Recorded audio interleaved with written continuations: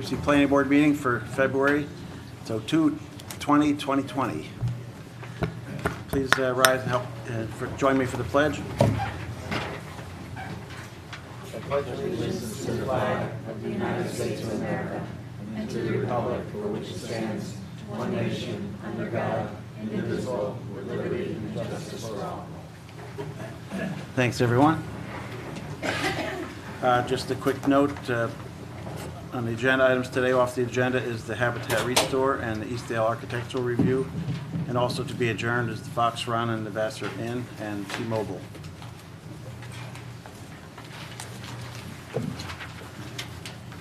Start off with our comment that for those wishing to speak concerning any application on tonight's agenda, when you come to the podium, that we ask that you state your name and address. And we also ask that you limit your comments to no more than 3 minutes per speaker.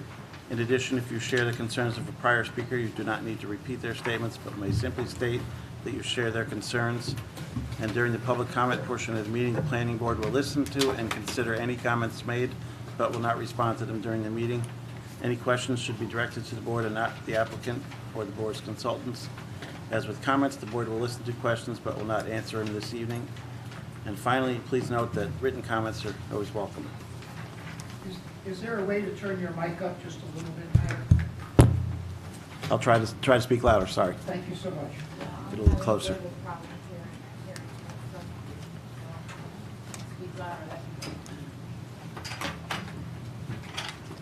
A lot of paper in the way here.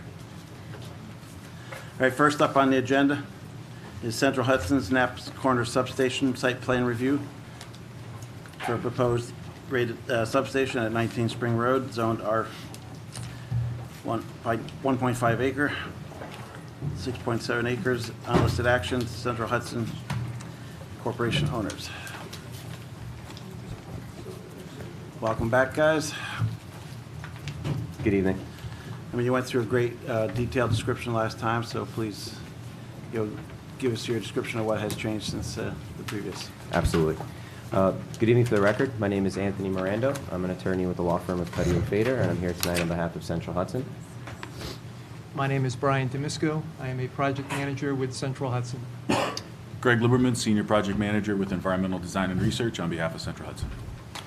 We were last here in December for our public hearing session, where, as the chairman just mentioned, we gave an extensive presentation of the project before you, the site plan application that you have in front of you, and the substantial amount of information that's been submitted to you over the course of this review process, which has gone on for about 18 months. In response to the December hearing, we provided a written submission in January answering comments and questions we received at the hearing.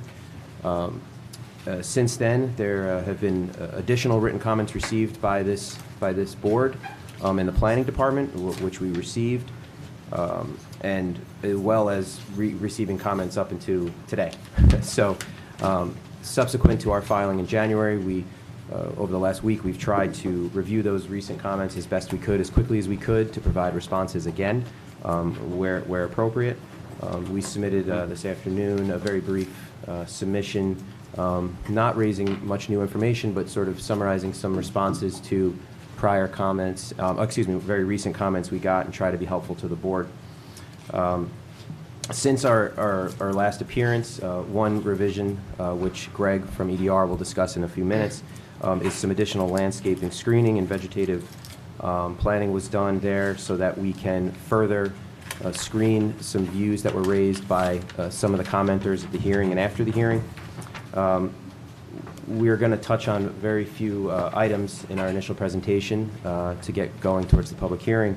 Those mainly include some of the comments related to the, I think we received a comment regarding the Central Hudson's forecasting plan involving the TILCON and TR infrastructure, responses to limitations preventing the Naps Corner substation from being moved further south due to civil limitations, and a couple questions, additional questions regarding the northern driveway. So we'll touch on those fairly briefly. Okay, thanks, Anthony. Can you hear me okay? No. Yep. It's on. It is on. Yeah, you just got to talk right up to it, I guess. So sorry. How about that? No? Seems Why don't I swing? All right.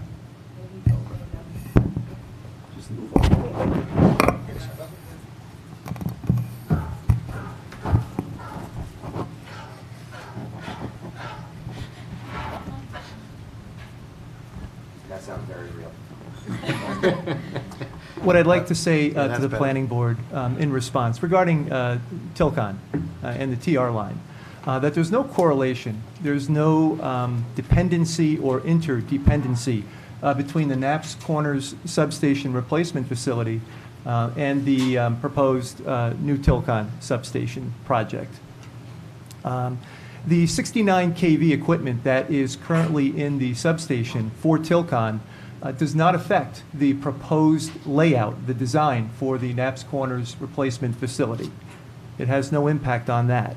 Currently, as you're aware from prior filings and from our site plan application, there are 3 transformers in the current Knapp's Corners substation. 2 of those transformers are rated as 115 kV step down to 13.2 kV distribution transformer, distribution voltage, step down 115 to 13.2. That's 2 transformers. The third transformer is a 115 kV step down to 69 kV. Now that is a dual purpose transformer, right? That transformer serves as the required service for Tilcon through the TR line, which is approximately 2.5 miles to the Tilcon facility. It also serves as part of the 69 kV loop feed using the 69 kV KM line back toward Myers Corners substation. So it's a dual feed transformer.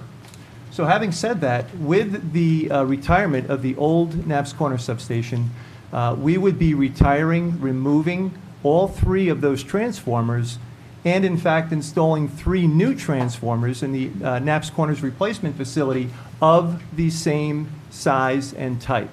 2 115 to 13.2, 1 115 to 69 kV. It would feed as part of the loop feed on the 69 kV system, and it would also serve the customer load for Tilcon, the one and only customer on the other end of the TR line. Hypothetically, if we were to remove the Tilcon equipment right now, it would not alleviate any of the prohibitive issues, the concerns, or the limitations previously identified with our siting conditions. Again, they are not interdependent or dependent on each other. Having the Knapp's Corners, having the new Tilcon substation located closer to Tilcon would allow for the TR line to be retired and removed. That's what the station project would do. That is the new Tilcon substation project. It would allow that TR line to be removed and to be able to remove the Tilcon equipment from the existing substation. If we were to relocate the existing Tilcon equipment, the 69 kV equipment, from the old or the current substation to the Knapp's Corners replacement substation, it would only serve to expand the size of the footprint of the Knapp's Corners replacement facility. Our goal, our mission has been all along to minimize the footprint of the Knapp's Corners replacement facility. To the extent possible, we do not want to have more clearing, more disturbance. That would happen if we were to move that equipment into the Knapp's Corners replacement facility. In summary, I would just like to conclude where I started, that there is no correlation, no dependency, no interdependency between the Knapp's Corners replacement facility and the new Tilcon substation projects. Thank you. Thanks, Brian. You want to switch? I have to stand for the board. Okay. Does this work? Are we getting, can folks hear me? Takes 3 seconds to come on, so just, there it goes. That's what- All right, I'm going to try to really speak loud. I have a couple of boards to use, so I apologize if my voice doesn't carry, but I think we'll get through it. Again, my name is Greg Liberman with EDR, and I'm just going to take a few minutes to talk about the updated site plan, and also just kind of get the board up to speed with some of the information that has been filed since the December public hearing. Most specifically, there was a memorandum related to the southern shift and our inabilities and lack of feasibility of pushing the substation further to the south. It really addressed a variety of operational constraints, including the transmission and distribution infrastructure that's present within that area, as well as civil engineering constraints, which stem from a ridgeline that runs through that portion of the site. At the meeting, we were asked to consult with the town's engineer, Clark Patterson Lee. We held a meeting where we talked through our memo and talked through our findings, and I just want to give the board a quick update on how that went. And I think before I get into that, I just want to kind of remind the board why this is important. And if you think of the substation as a rectangle, we're proposing to use an alternative stormwater cross-section that uses the stone base of that substation to infiltrate stormwater runoff. So basically a permeable paving. That eliminates the need for extensive detention ponds and rate control elsewhere on the site, which is a typical stormwater practice. And so it's important to know that because that affords us a flexibility with not having additional grading, additional clearing. In where this is located, we have enough native soils and a limited amount of bedrock that we're able to size that stormwater management system to satisfy the DEC's requirements. And that's been summarized in the SWIP provided to the town. If this substation were to be shifted further to the south, what ends up by happening is twofold. There's kind of two major things that we summarize in the memo and discussed with Clark Patterson Lee today, is that the substation gets pushed over a central ridgeline. Now that ridgeline creates two situations. It creates either a situation where the corners of the substation are elevated out of the ground, which would need retaining walls, which we describe in our memorandum, but also what happens is the bottom of that stone reservoir that we're using for infiltration won't be sitting on native soils because that ridgeline contains a 40 to 50% slope and drop-off, if you remember from the site. Yeah. So in our current situation, you may recall, we already put a retaining wall on one side because we pushed it further south. Going additionally south would require that retaining wall from going the entire way around the bottom of the site, particularly here where we have that steep ridgeline. Do you know how high that retaining wall is at its peak? I know it varies. It actually dives into grade, and at its peak elevation here, it's at 3 or 4 feet. Okay. So, and it dives into grade up here, and it dives into grade here. Great. So, if we were to push this further, the retaining wall here would preclude us from, it would substantially limit and or preclude us from meeting our stormwater goal. More importantly, however, is this ridgeline is predominantly bedrock. So in order to grade that site to fit a substation on it, which is a 50% slope in some locations, would require an extensive amount of earthwork to get that bedrock out of there, which is not only an environmental consideration, and developing on 50% slopes is not something we would normally want to do, but more importantly, the bedrock creates a limitation from a stormwater perspective because citing infiltration practices over bedrock, particularly the amount of bedrock that we'd be dealing with here, given that ridgeline, is a concern for us that precludes the use of that stormwater practice and would require additional grading, additional swales, additional detention. And that just from a design perspective and from an engineering perspective is not considered feasible, nor is it considered prudent. Prudent. That information was provided in the Southern Shift memorandum provided to the Planning Board in January, and we essentially walked through that conversation with the engineers at Clark Patterson Lee today. In addition, I want to just kind of make the board aware there have been some modifications to the plan to include additional landscape screening, specifically in areas that have been appear to have been previously cleared on the northern side of the site along the property line. Doing so is not only going to enhance the screening by simply getting additional trees in this project, which there are a lot of. However, it also puts the screening closer to the viewer, and we understand the concerns, and we feel that this provides an additional level of screening that will, when these grow in, all but block any visibility of the site. So we think that's an improvement as well. And lastly, I just want to touch upon the northern driveway one last time. There's been some concern about this driveway, and I just want to reiterate the importance of this and the need that this driveway serves. If you look at the design, if you look at the existing substation has an access point on Spring Road and has an access point on Kerr Road, and it creates this kind of in and out egress for operations and maintenance. In the proposed substation, we have an access point coming in off of Kerr What we don't have is any type of front-end gravel pad for anybody to park or turn around. Therefore, this becomes the northern driveway facilitates not only construction of the site, but operation. If a transformer needs to be replaced, if equipment needs to be replaced, to get a truck in and out of here requires that north and south egress. And so you may recall, we provided to the planning board turning radii, demonstrating that this will satisfy larger trucks, and that's been included in the site plan. So that's really what that is for. Additionally, this provides access, really the only point of access, to get onto the back transmission line right of way that runs to the northeast. There's due to topography, houses, et cetera, there's a substantial limitation to actually getting on this right of way from any other spot than this area. And going this way, again, we talked a little bit about that slope, is just not a tenable access way to get here. So we've worked very hard to ramp this down and to make it as small as possible and to put in as many plants as possible. And I also want to remind the board that there's no traffic here. This isn't a Walgreens drive-through. It's simply be an access point for maintenance. So with that, I will certainly pass it back to Anthony.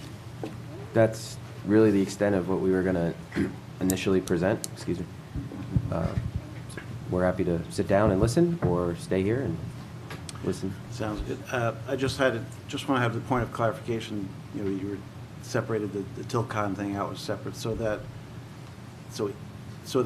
equipment on the Spring Road there will never go away, even when you build another Tilcon substation, or Which equipment, the existing 69 Yes. kV? So That switch. equipment would be removed with the ability to have the new Tilcon substation sited closer to Tilcon. To Tilcon, right? okay, Because you so- would just be removing, you're just shortening the distance for a feed to Tilcon, because we supply 69 kV service. 2.5 miles, you To said. their step-down transformer. So we'd just be eliminating that 2.5 mile run. So it will eventually be eliminated and just That is the plan. be The- gravel. the- What- Go ahead. No, well, I think the idea too to keep in mind is that, and it's not really relevant for our application, but I think it's important that you understand at least, that the TR line and its suggestion to be removed due to age and deterioration, that is why there would be the potential for moving the Tilcon equipment. Because if that goes, if you can remove that and just connect elsewhere, then you don't need that TR line to bring it all the way back to the NAPS. So it's just a way to get rid of the TR line.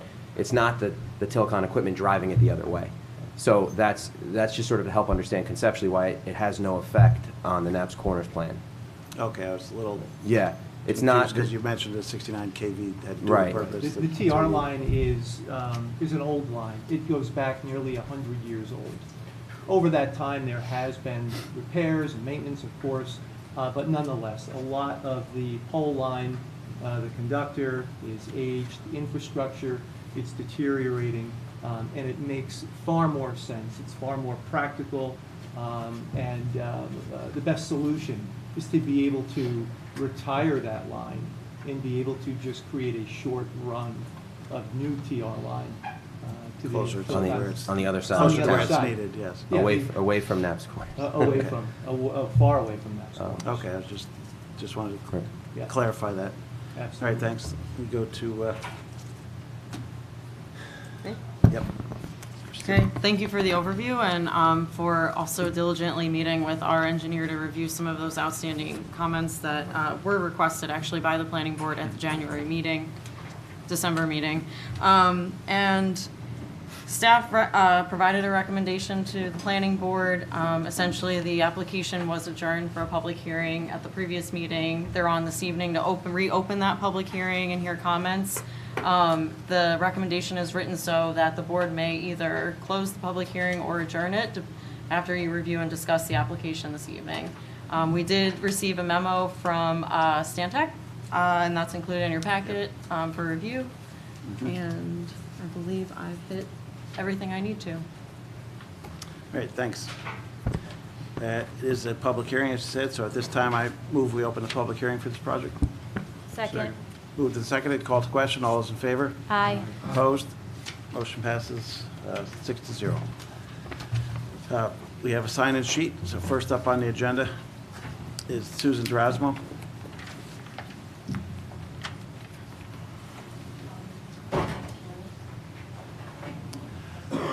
Make sure it's on there, Susan.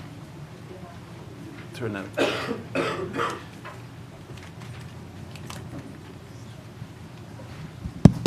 Okay, there we go. Hello? Okay. It's good. Okay. Thank you. It's good. Thank you. Thank you. Good evening. My name is Susan Durasmo, and I reside at 2 Ronnie Lane, Poughkeepsie, New York. My name is Susan Durasmo. I reside at 2 Ronnie Lane in Poughkeepsie, New York. I've been in front of this board several times. I've submitted quite a few documents, and I'm sure it's quite an ordeal for everybody to go through, and I do apologize, but this is a very controversial topic. I just submitted to you guys just now the applicant's map that depicts the setbacks. According to Article 13, Procedures and Standards for Site Plan Approval, number 5, parking. Parking shall not be located within a front, side, or rear yard setback. Their North Parkway, northern side, is, there's a parking apron right there. That's within the setback. Is it, or is it not? Please correct me if I'm wrong. Also questioning their definition of a staging area. This is zoned as a public utility, not a staging area. A staging area, to me, has no definition in the town laws. Did not see one. It is a parking lot and a storage area, whether it's long-term or short-term for the applicant. And again, under your laws, it's not permitted. I do ask that the board review all of our documents that we've submitted. And again, nobody in this room is going to want this 220 feet behind their property line, let alone 260 feet from your back door. Thank you. Thanks, Susan. Next up is John Richardson.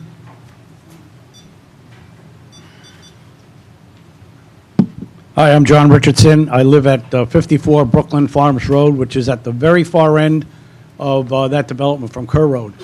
I've lived in the town for the better part of 65 years. I've never come before the planning board to fight anything. I'm not one of those not in my backyard type of people. I've always felt that building and some of the things that go on in the town is needed for the economy of the town to make it grow. But I don't see the reason why something like this can't be moved. I'm not saying we don't need it, but why it can't be moved further south.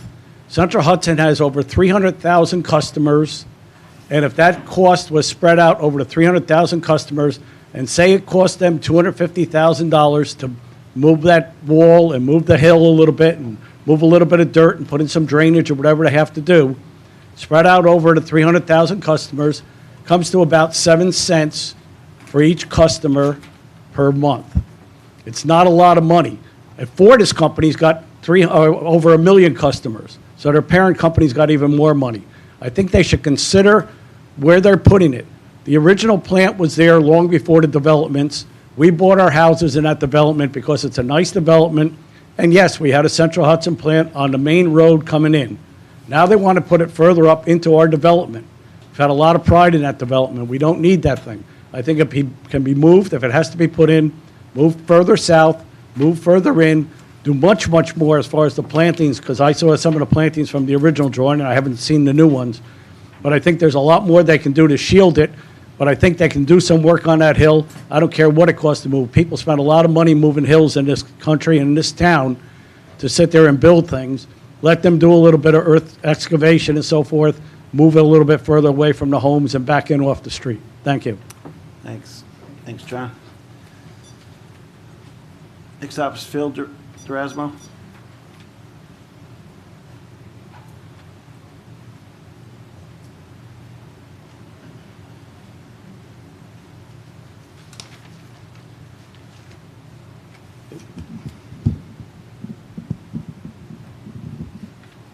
Good evening. My name's Phil Durasmo. I've been a resident of Dutchess County for 52 years, with the past 20 years owning and living at 2 Ronnie Lane within Country Club Estates. Realizing that Central Hudson is tasked with providing an important service for their customers and periodic upgrades are required in their industry, I still feel that the new proposed location of the Knapp's Corner substation is too close to the existing properties residing in the residential neighborhood of Country Club Estates. I wholeheartedly would like to thank the board for taking the time to research the proposed project and try to understand the motivation of the applicant to encroach and relocate their substation so close to the adjacent residential properties in Country Club Estates. You have also had a good deal of patience with regards to our questions and concerns, and we do appreciate it.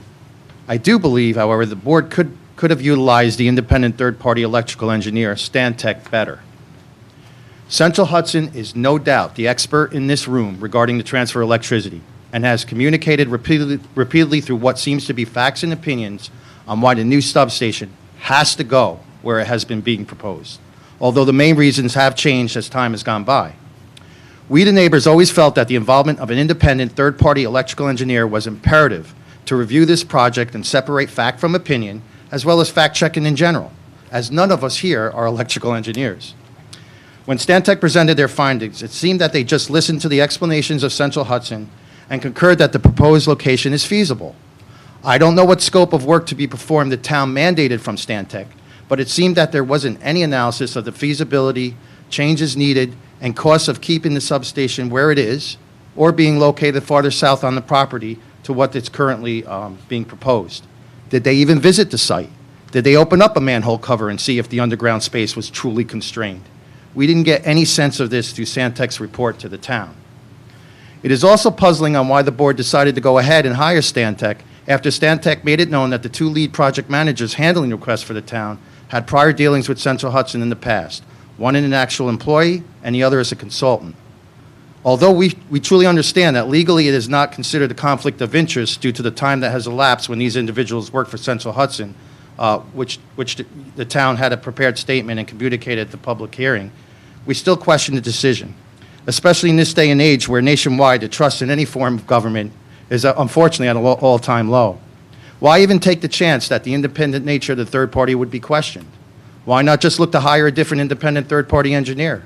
Maybe one that is more than 80 miles away, so the percentage of that company doing work for Central Hudson or wanting to do work for Central Hudson in the future is drastically reduced. Why risk your constituents jumping to conclusions that may or may not be true, which we have, each conclusion more concerning than the others? Maybe more light will be needed to be shed on this matter.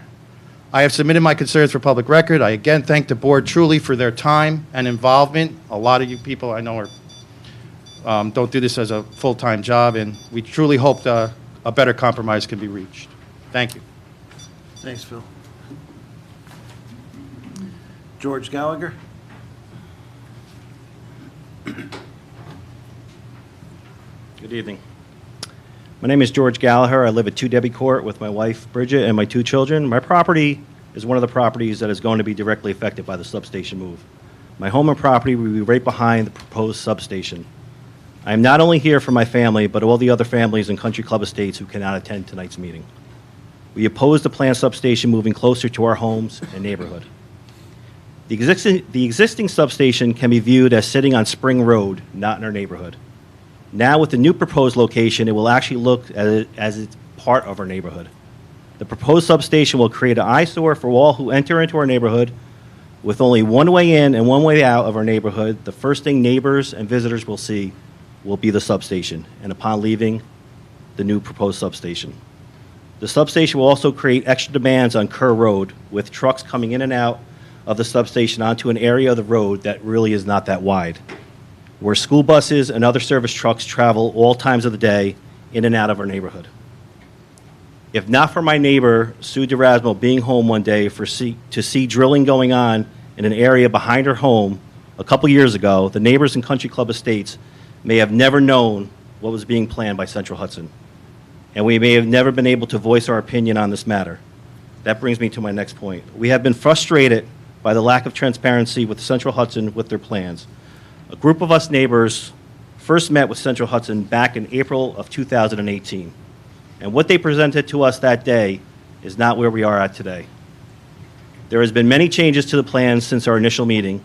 In August of 2018, Central Hudson proposed 2 full driveways, a north driveway 120 feet from the DeRosmo's property, no retaining wall or compact dirt road. In February of 2019, a 7-foot, 6-inch concrete retaining wall was added to their plans.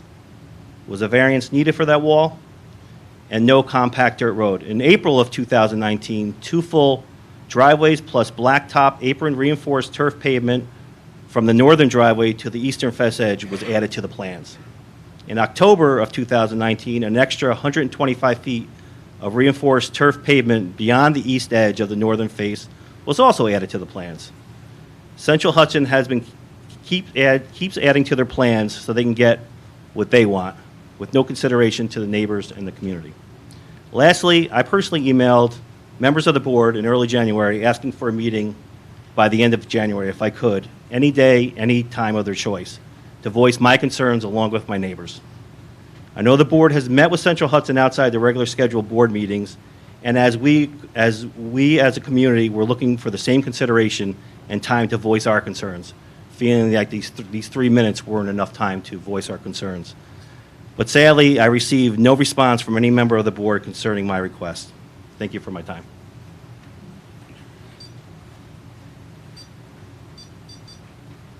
Joseph?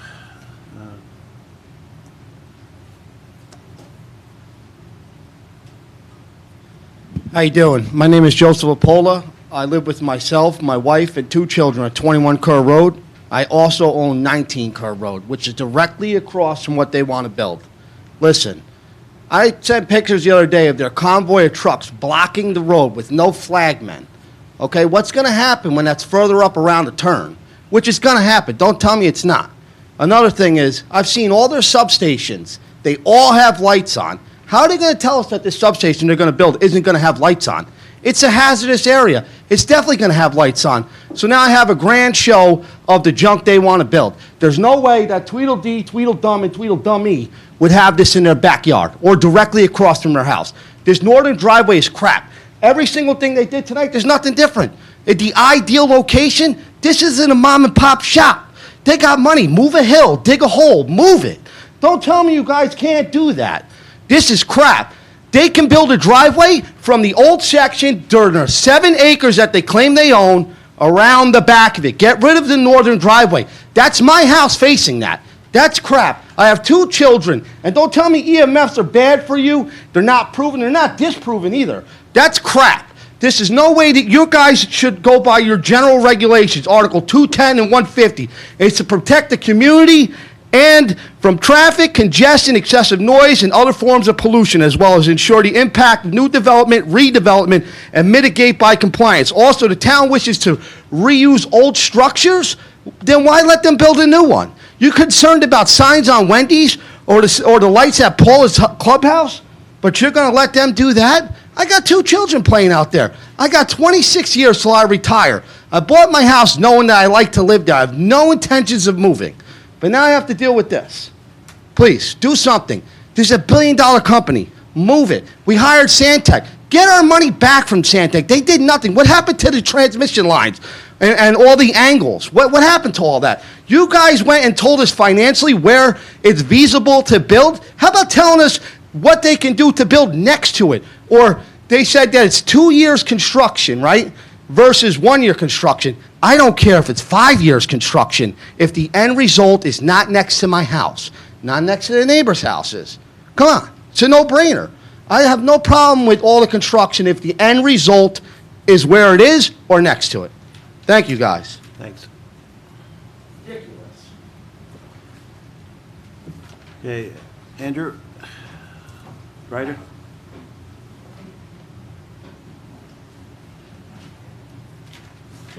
My name is Andrew DiGiacomo. I live at 40 Brooklyn Farms Road. I moved up this way 2 years ago from Westchester. Down in Westchester, I had Con Edison practically in my backyard, so I'm not thrilled with any of this. But I do like what all these good people have had to say so far. Thank you. All right, thanks. And next up, Mr. Ryder.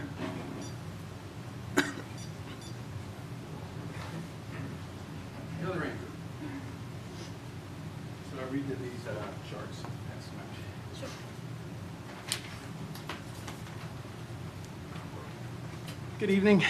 My name is Andrew Reiter. I live at 4 Debbie Court, which is one of the adjoining properties.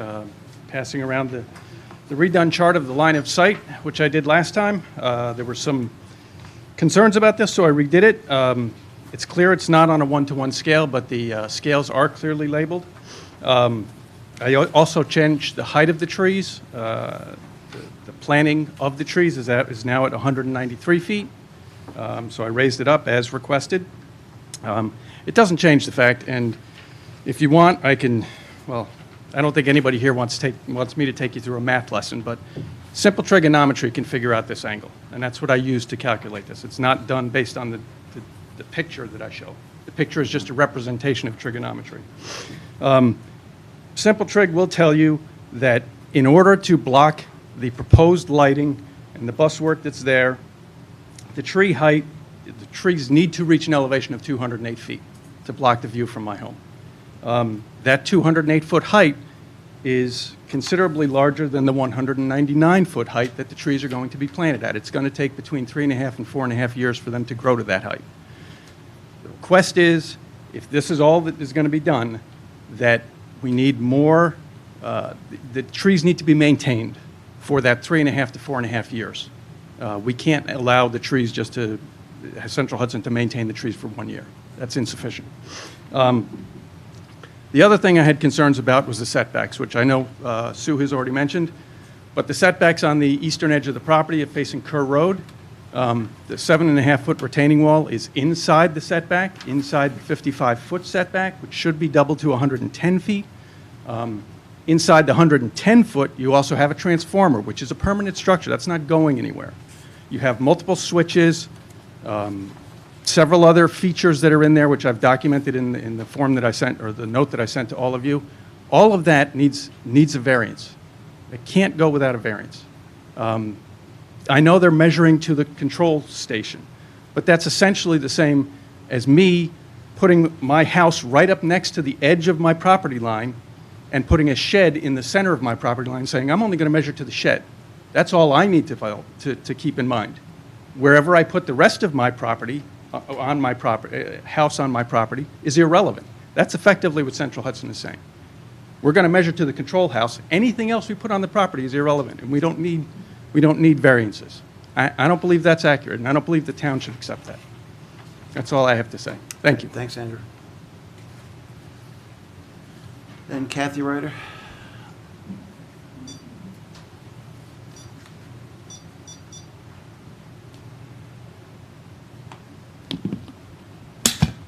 Sorry. Good evening. Kathy Ryder, 4 Debbie Court. I've been here as well. I'm going to try not to bore you too much, but the bottom line is I've submitted a whole bunch of pictures, videos this evening. There's been a ton of clearing that seems to be in anticipation of approval. It's come extremely close to the southeast corner of my property. I sent you pictures, video, etc. I also sent you video of the 145-foot line between my property line and the original clearing line that they're going to do. I don't have anything there. If you look at that, there's very few trees. There's a bunch of dead stuff down. There's no underbrush. We're going to see everything, everything. They need to do a better job of pushing this back and doing a better job with whatever they're going to do to screen this. We know that this is a fight, and we're going to go down fighting. This is crap, like somebody else said. They're trying to encroach on my property, and this is not harmonious. Not harmonious. 210-152, numbers 1, 2, and 8. We've talked about them before. I've sent you, again, pictures, video, etc. I also submitted information about the no material adverse effect or desirability. There's several realty articles that I submitted that show there will be a decrease in my property value. It may not be a lot, but there will be a decrease. The other thing that's said is there will be a tremendous time for sale. There'll be a lot of people who won't even come to look at a house because of where it's located. So the time to sell is increased as well as the property value itself. Lastly, the Central Hudson was asked, or I think, if I'm not mistaken, that trees were going to be tagged. There's nothing tagged. There's clearing that's been done. There's a video and a picture to show you that there's a 13-foot sapling that was clearly cut down as they came in so much closer along the border as they went through with their brush clearing. So please take a good look at all of those pictures as well. And the last thing is, we want to ask about seeker, okay? I know that there's an application on file here. There are Indiana bats that are known to be in our area. There's blanding turtles known to be in our area. According to a DEC report on file, within 1.6 miles of this site, there's a known nesting area for these bats. These are protected species. According to the Hudsonia report, there are blanding turtles in our area. What's been done to see if we're going to disturb all of this? Thank you. Thanks, Kathy. That was it for people who have signed up. Is there anyone else that wishes to speak at this time? Come on down. Hi, my name is Melissa Seidman. I'm a local area teacher. I live at 16 Brooklyn Farms Road, and thank you for your service. I know being in government service is getting a lot of scrutiny right now. So I bike ride with my kids up and down that street. Kids bike ride up and down that street. They play basketball up and down the street. We go to Cold Spring, we go to Panera, and there are trucks all the time in that current substation. All the time. And for them to say that there's not going to be more cars getting around and turning around in that development is going to put our kids in safety. And I think that, for me, is my concern. I walk that with my 3-year-old and my 1-year-old all the time, and there's kids bike riding, and it's just not safe. In addition to the property values and the lines and taking too much space up and being an eyesore and decreasing our home values, all of that. But I think, for me, it's safety.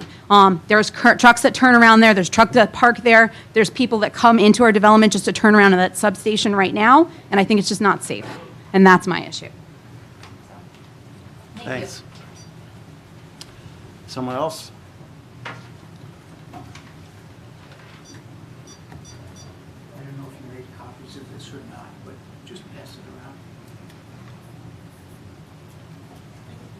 around. Yeah, we did. Good evening. My- Copies of that are in the packet for all the board members. Okay, great, thank you. Yeah, That was we've just, seen it. my name is Robert Ulrich, Ulrich, 29 Brooklands Farm Road.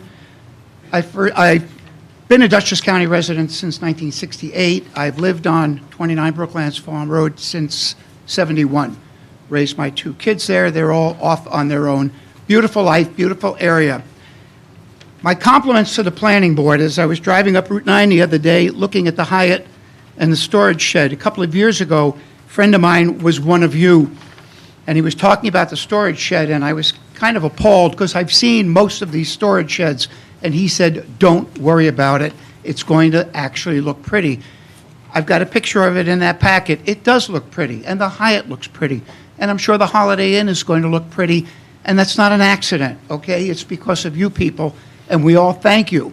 But here we are, only a couple of 100 yards away from that Hyatt and the storage sheds, and all of a sudden there's an attempt to turn a residential development into an industrial park. In that packet that I made up for you, and I just was out there this morning doing Meals on Wheels, driving on Route 55, that huge Central Hudson substation should have a sign that says, "Welcome to Pleasant Valley." It is ugly, and it's been ugly ever since the day I moved into this area. There's no setback off the road. There is no planting. And let's talk about plantings. It was about 10 years ago when you finally could not see in at street level into the substation. And then for some unknown reason, Central Hudson came by and had all of the foliage cut back. So now you could perfectly see inside, and it's not pretty. There is nothing about this proposal that is going to add to the value of any home, and there are 137 homes in that development.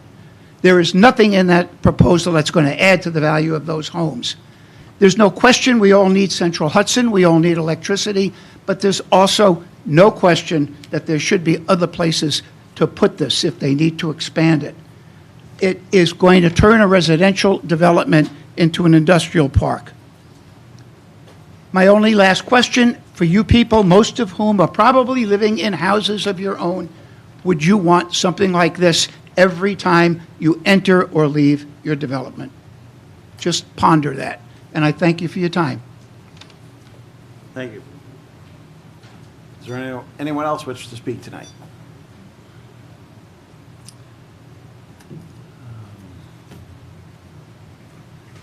All right, let's see. Let me, before I deal with that, let's see if I can go to engineering. Don? Don, I was going to ask Don to speak from an engineering standpoint. They had a meeting today. I was interested to hear. We're going to have a discussion first. What's that? I'm going to hold off on that. Yes, we did meet. Andy Learn and myself met with the applicant's engineer. We did go over all of the physical constraints for moving this project further to the south. There are quite a few of them. He mentioned the bedrock, the steep slopes, the lack of the infiltration area. I'm not going to state, and I don't think he would, that an engineering solution could not be found for all of these physical constraints, but it will certainly be it will certainly take longer to build. It will certainly be more expensive. And I'm not sure that means anything or has to mean anything to the board. But it's also going to cause more environmental concerns than originally proposed. So those are the items that came out of that. We did not deal with the electrical parts of that, the attachment angle, nor the construction underneath the wires. We just dealt with the physical constraints of moving it further to the south, mostly with regard to the drainage. Okay, thanks, Don. Since there is some, I know that, so it's a physical thing, but also I want to go to Stan Tech to ask about what are the other, is there anything else that prevents it from moving further south? Yeah, as was... Can you move your microphone down, please? As was discussed at the last meeting, and subsequently we went back to review and do some additional analysis on the angle of deflection issue. There are certain standards that apply to how great an angle of deflection you can have when you enter into a substation. 0 is preferred.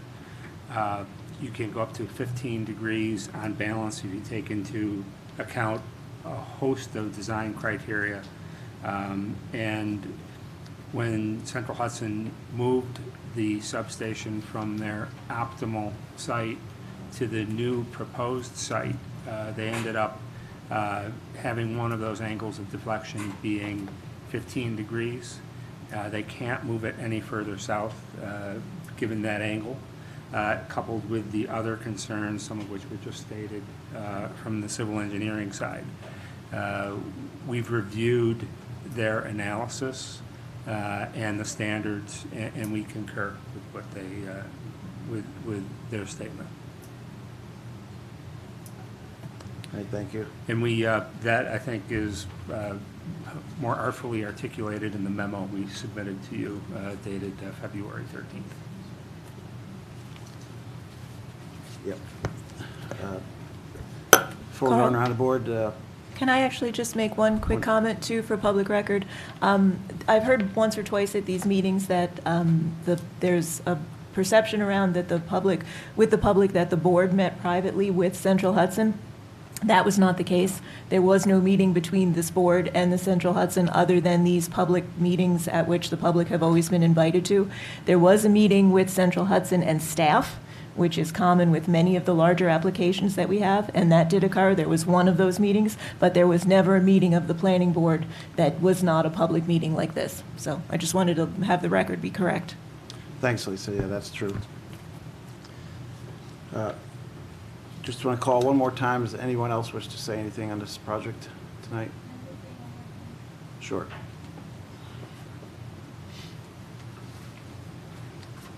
What is the angle of attachment at the current location, seeing that it is at the furthest southern point for the KB transmission line? Because that seems to be the transmission line they're concerned with. Maybe I'm wrong, but that's what I'm understanding. I'd like to know what is the angle of attachment currently? Okay, thank you.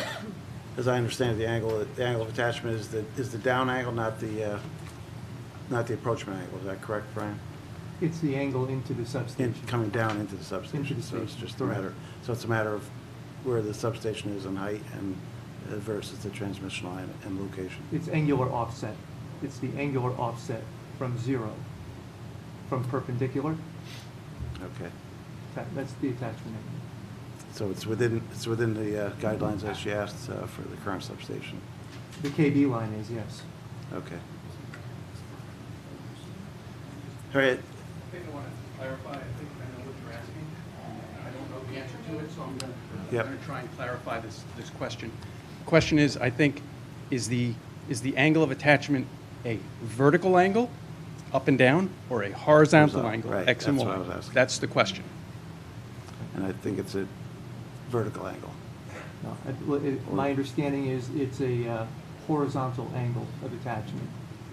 Okay. Right. So as you move that station further south, the angle opens up further from a point closer to zero.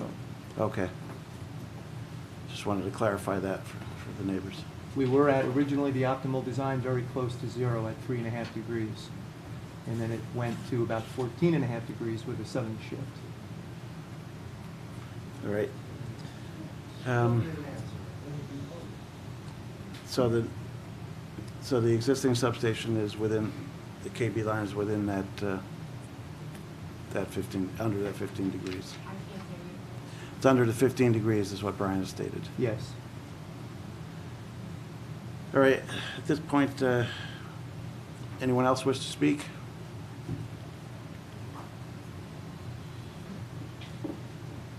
Hello, good evening. My name is Catherine Barrack. I live at 31 Brookland Farms Road. I've been there for almost 30 years.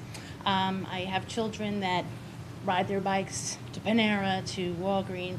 I actually don't ride a bike. I walk the neighborhood. I have dogs, we walk. I just really think years ago they were trying to put in homes on the other side that was all swamp. We all came together and we tried to, explain this is our neighborhood, this is our home. And I'm just curious to listen to all my neighbors and all their great stuff they have to say and all their things that they have looked into.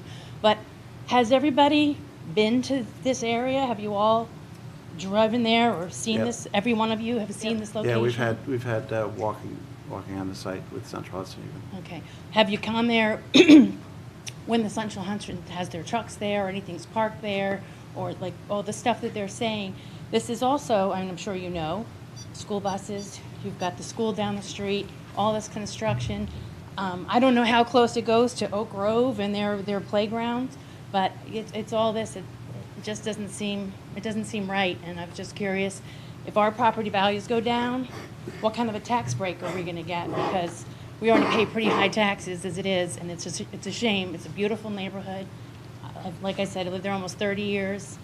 I have no intentions of leaving, but when the time comes to sell, it shouldn't be because we have to take such a big hit because of something like this, where if there's another alternative, and if somebody doesn't really know the angle or their information, they should go back, make sure before we, get hasty. This is 137 homes, lots of families being affected, and I wouldn't let my kids be riding their bikes with all this construction going on down there. I don't think it's safe for anybody, even the people that are walking. The trucks come in,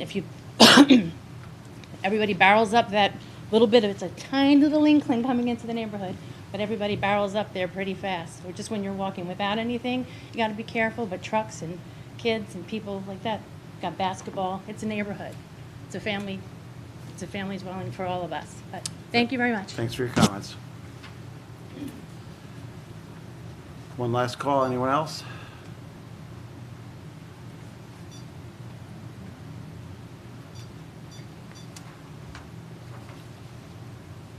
So I'm Stephen Friedland. I've lived at 18 Brooklands Farm Road since 1965.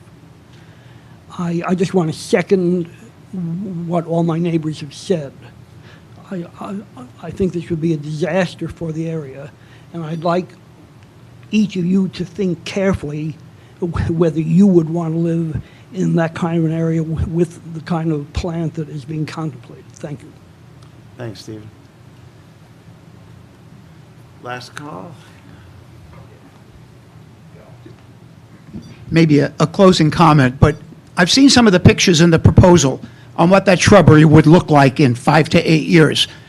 I personally don't go around looking at Central Hudson substations, but I have never, as I pass one, ever have seen one looking like that. And no matter where they put this, if it does get approved for someplace, I would like a bond posted to make sure that in 5 to 8 years, it does look like the picture that got this thing approved in the first place. It also seems a little bit presumptuous, and I wonder if it was legal for them to do all the clear cutting north of the present substation for whatever testing was going on. It looks like a bomb zone right now. It's going to take 15 years for whatever was there to get back to where it was, even if they walked away from it now. Was that presuming that this was all a go? Were they well within their rights to do what they did? And if this thing dies on the table, what are they going to do to put it back close to what it looked like before they presumptively said, this is a go, let's go tear down everything we think is going to need to be torn down? Thank you. All right. Thanks, Bob. And one more. Just a quickie. There seems to be a lot of questions about the angle. We heard it can be between 0 and 15, and I heard somebody say the way it's going to be, or if we move it south, it'd be 14 and a half. Sounds to me like it's within that range of 0 to 14 or 15. And also, I'm sure that there's got to be ways that they can adjust the height of poles, take away some of the land so if they have enough clearance under poles, if they have to raise a pole, lower a pole, do what they have to do to get that angle to a lower elevation so that they can move it south. And also, it is disgusting, they clear cut all that land, and the other day there was a ton of trucks on that road for some reason. They had 5 or 6 of them lined up all the way up Kerr Road for the better part of a day the other day. All right. Thanks for everyone. I appreciate everyone coming out to give their comments tonight. At this point, I move we close the public hearing for this project. Second. Moved and seconded. Call to question. All those in favor? Aye. Opposed? Motion passes 6-0. And I want to mention that included with that you can still submit written comments for another, what should we say, 10 days?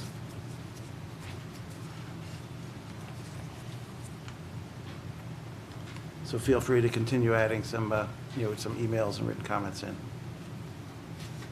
At this point, we'll go around the board for comments. Start with Peter.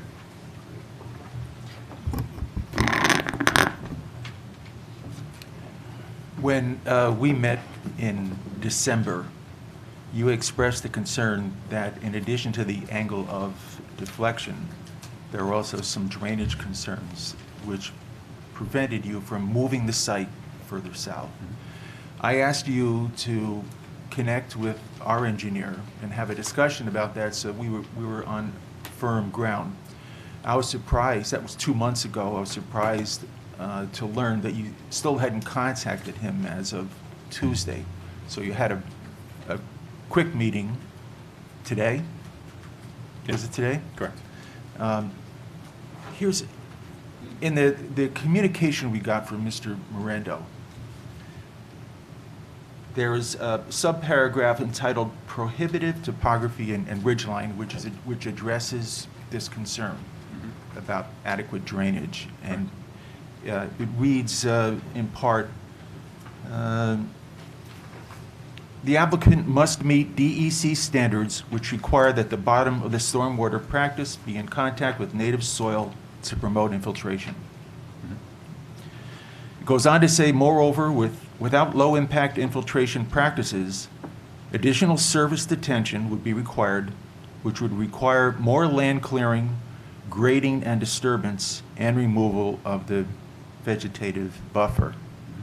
When you did your cost analysis for this project, did you look at that cost? Did you include those costs in your estimate? Did we include the potential additional costs Yes. of grading? We did not. Yes. Okay. A question for our engineer. Is it, in the literature that we received, the topography and ridgeline, the site grading and retaining walls is entitled prohibitive. Do you think that's an accurate representation? Well, it's going to depend on how you define prohibitive. That's my question. And from an engineering perspective, I'm not sure I would use those words because I don't think it would entirely prohibit the movement to the south. A reason I ask that question is I know we've had some concerns expressed earlier about the location of the project, the location of the substation. I've said early on, that we're amateurs here. We're learning slowly, but it takes a long time to get up to speed when you're an amateur. We're certainly not engineers. I want to be absolutely certain that we have checked off that box, that the cost, which is what actually there are two components here. One is cost, one is feasibility.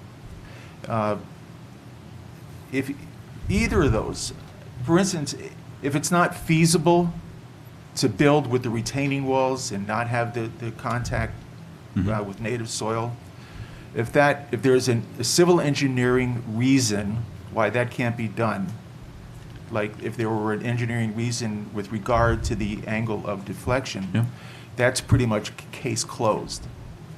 But before we make a decision, we have to have that information. I mean, we need good information to make a good decision, basically is what I'm saying.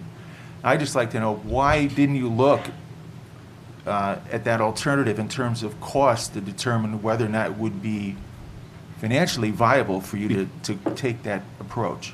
So I appreciate you indicating that cost, there are other factors than cost. This is not assessed in a vacuum, nor it's not an exercise as to whether or not we could grade it to put it down further south.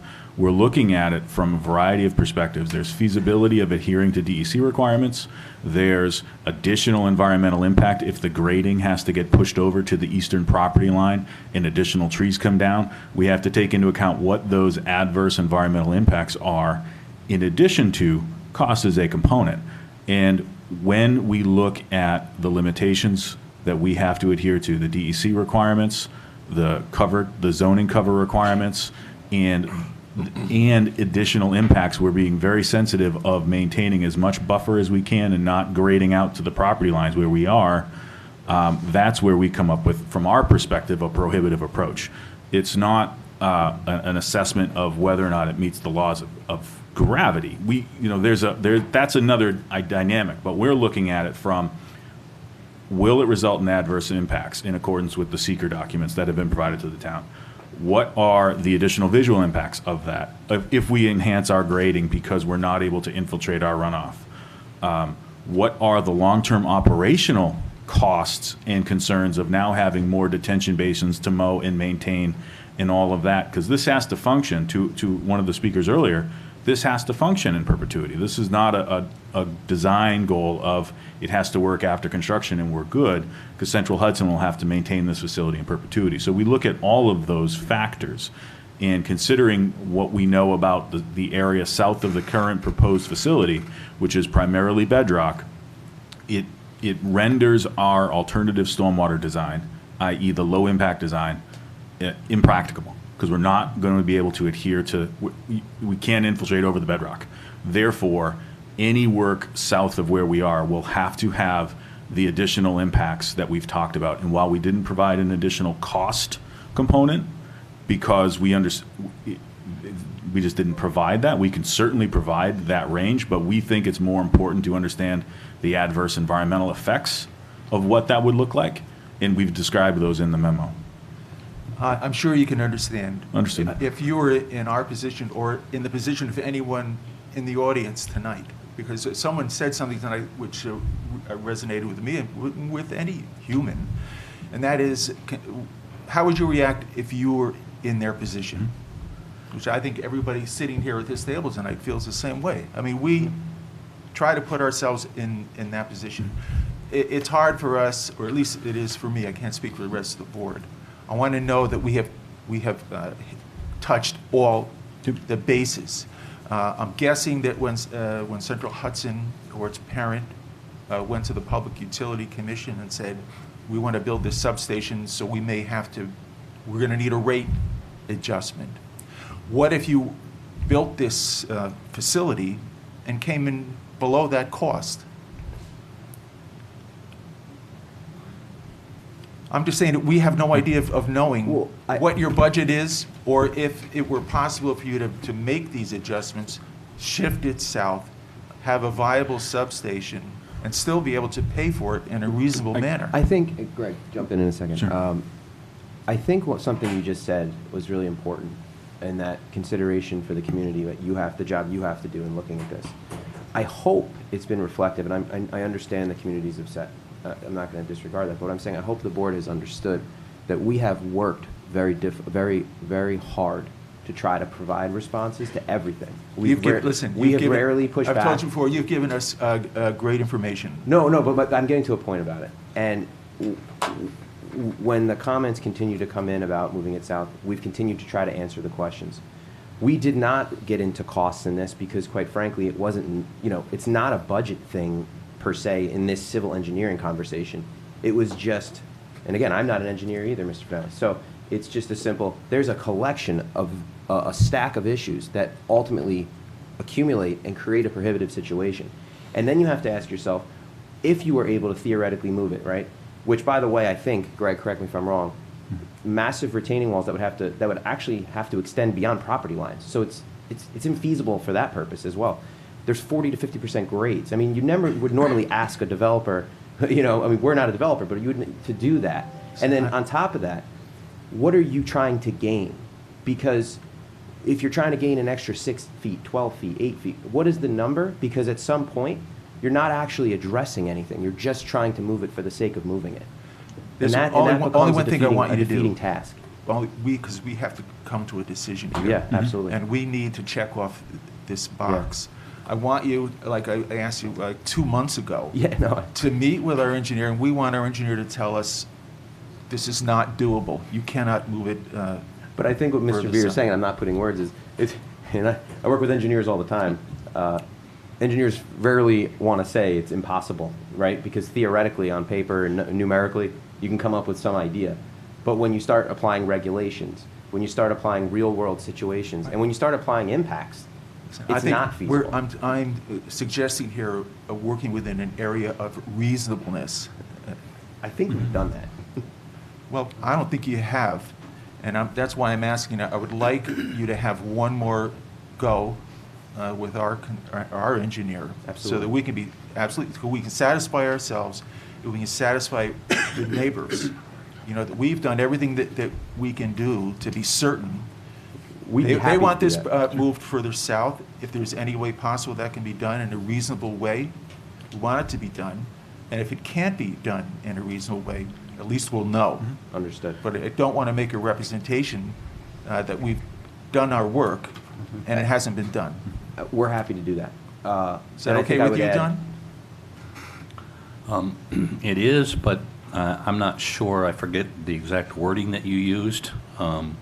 To see if it's reasonable, and you don't think that it's reasonable at this moment, and I would say that most of what we discussed today, under most circumstances, would be unreasonable to move it to the south. What you're basically doing, I'll just give you one example. We talked about moving this to the south, and they would have to blast through rock.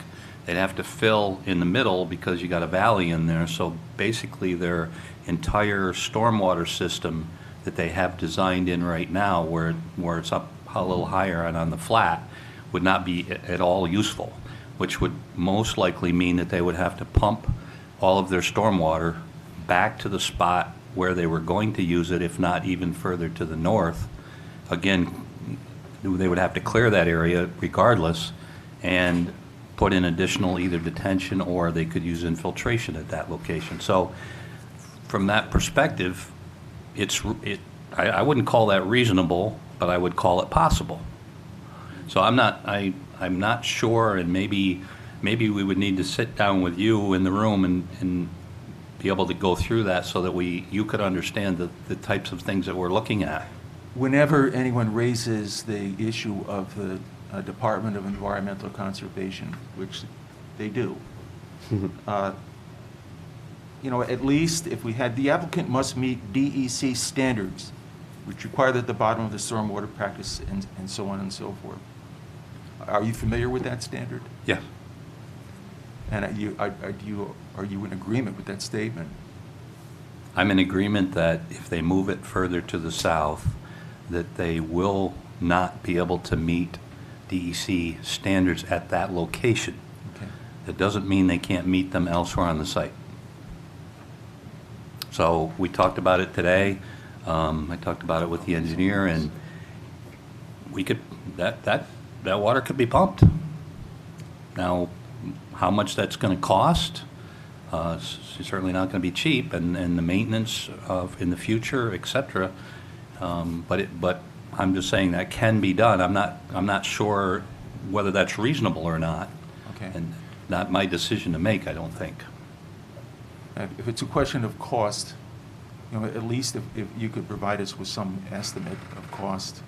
Yeah, I think we could get to that. We could, but I would also just remind folks that it's not just a function of cost. It's a function of long-term operability of this site for the next 80 years and pumping of stormwater. When was the last time the town approved a pumped stormwater system?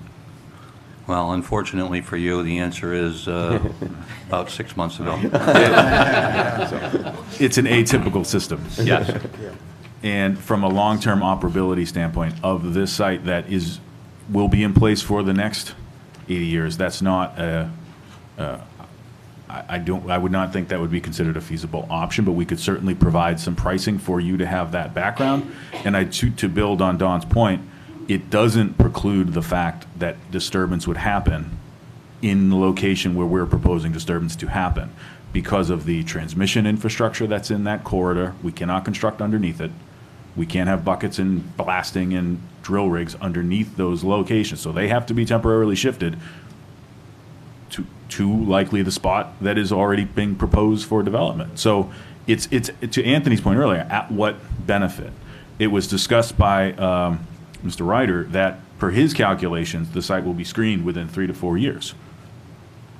So therefore, if the proposed modified site with the proposed 180 plants that have been suggested, I think it's more.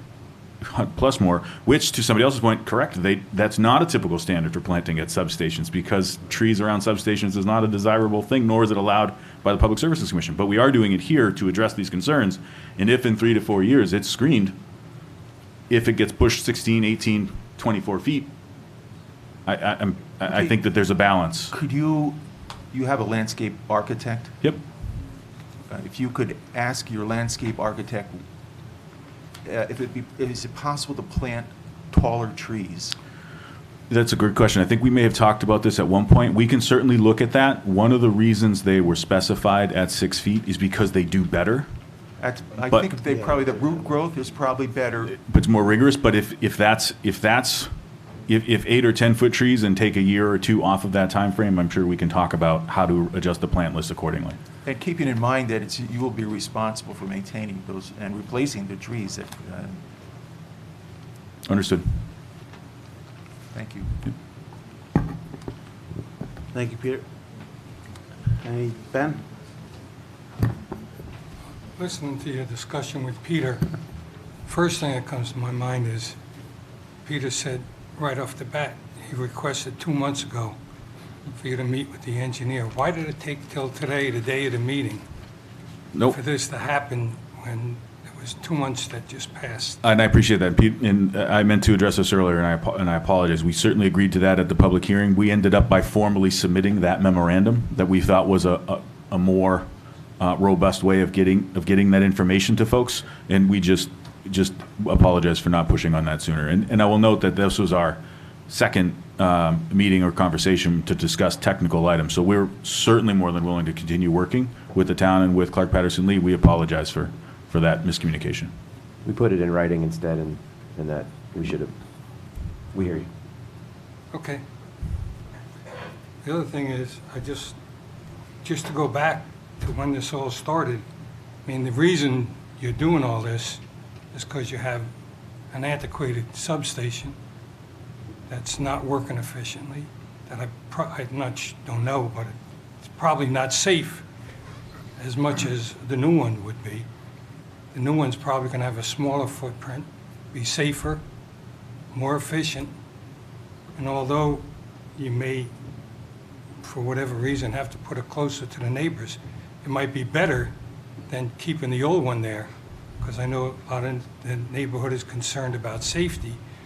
Of course, there's going to be disturbance during the construction, but in the end, it'll probably be more sleek, streamlined, whatever you want to call it, better for the neighborhood maybe than what we have now, which I wouldn't want to live with that either.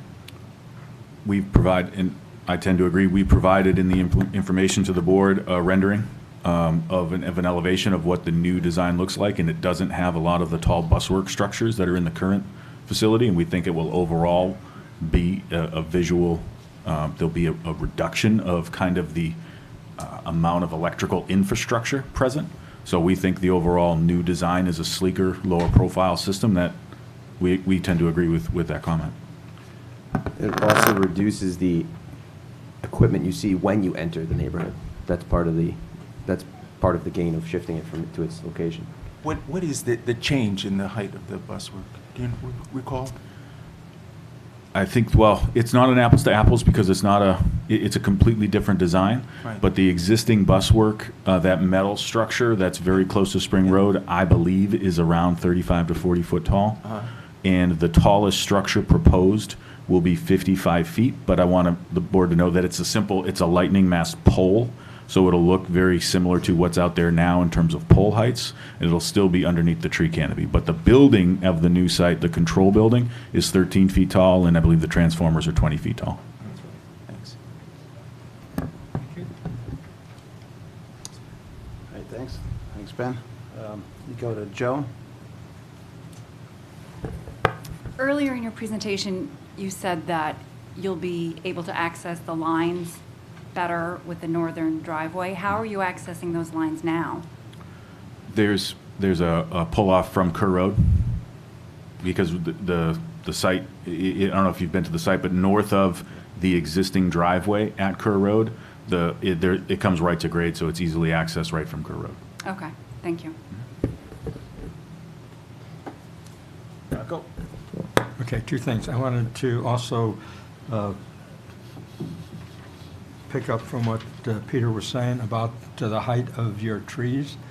I would think that would be a good idea to get it taller. And I've seen a lot of trees planted that are fairly tall that do quite well.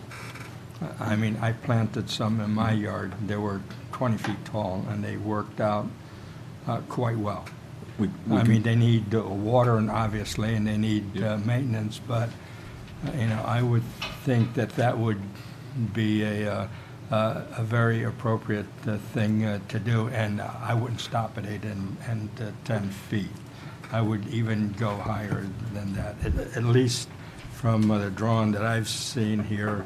15 feet, 14 even would work. The other thing was with the lights. I'm not exactly sure that I'm clear on that. I mean, you said that there's going to be lights. Will it be reduced lighting, no lights? Because one of the gentlemen said that there was lights everywhere on the other substations. That's correct. And as we've submitted in prior documentation, Central Hudson has committed that the lights within the replacement facility would not be on at nighttime. Their only operation would be as if there is required maintenance, repair, that kind of work that would necessitate if working into the late night hours. But aside from that, those lights would be in an off condition during normal routine operation. Okay, would the screening provided by the landscaping block those lights if they needed to be on? That's a great point. Later Ye- at night? Yes, in the packet of information submitted to the town, there's a photometric plan that shows even if the lights were on at the property lines, particularly on the northern side, it's 0.0 foot candles, and at no point do we exceed the 0.1. So even if they're on, which they won't be. So, Okay. yes. All right.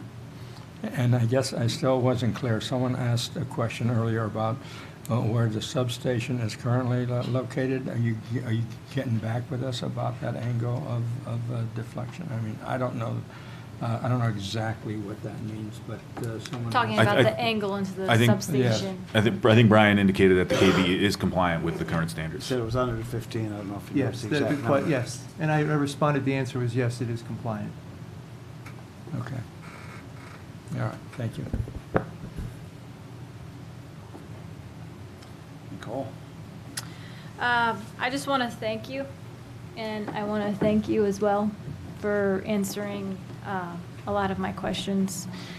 I don't really have a lot to ask you because you answered it already. You answered a lot of them already. My concern, of course, is with the community.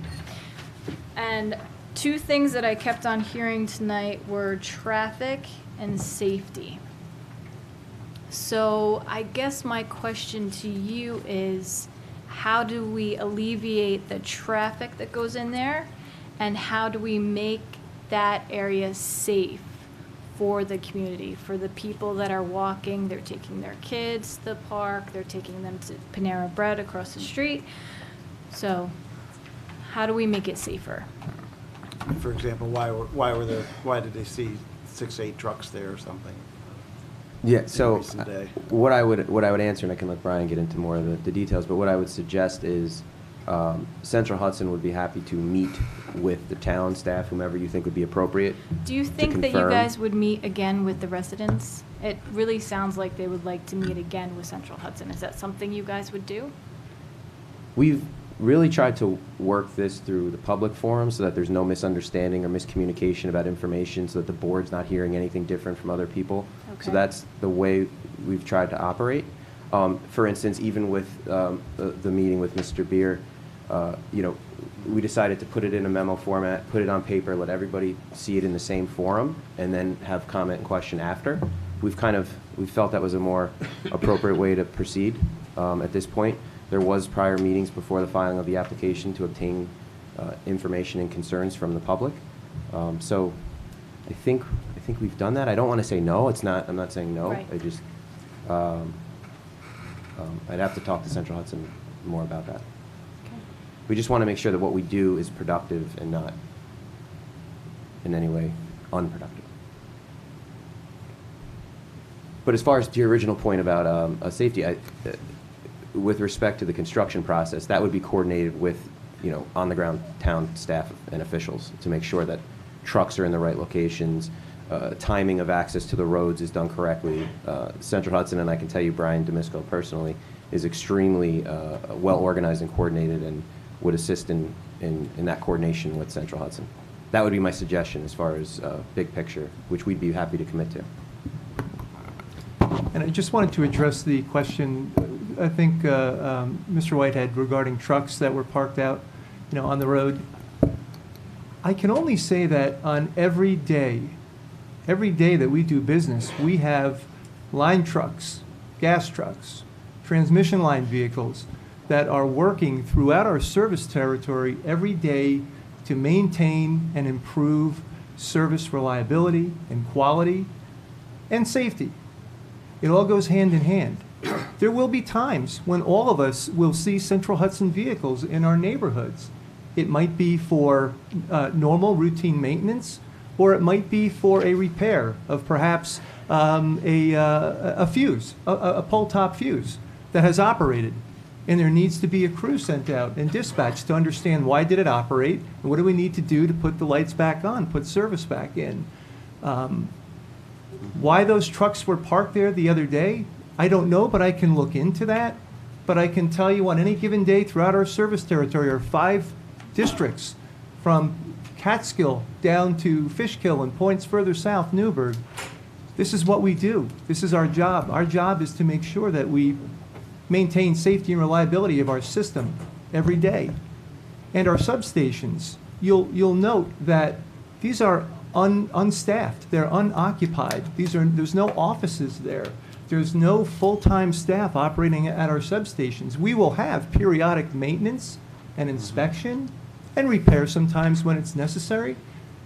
But for the most part, and you can look at Knapp's Corners in particular, which has been there for nearly 80 years, for the most part, it sits there without staff in attendance. They're there generally, again, for maintenance, inspection, and the occasional repair.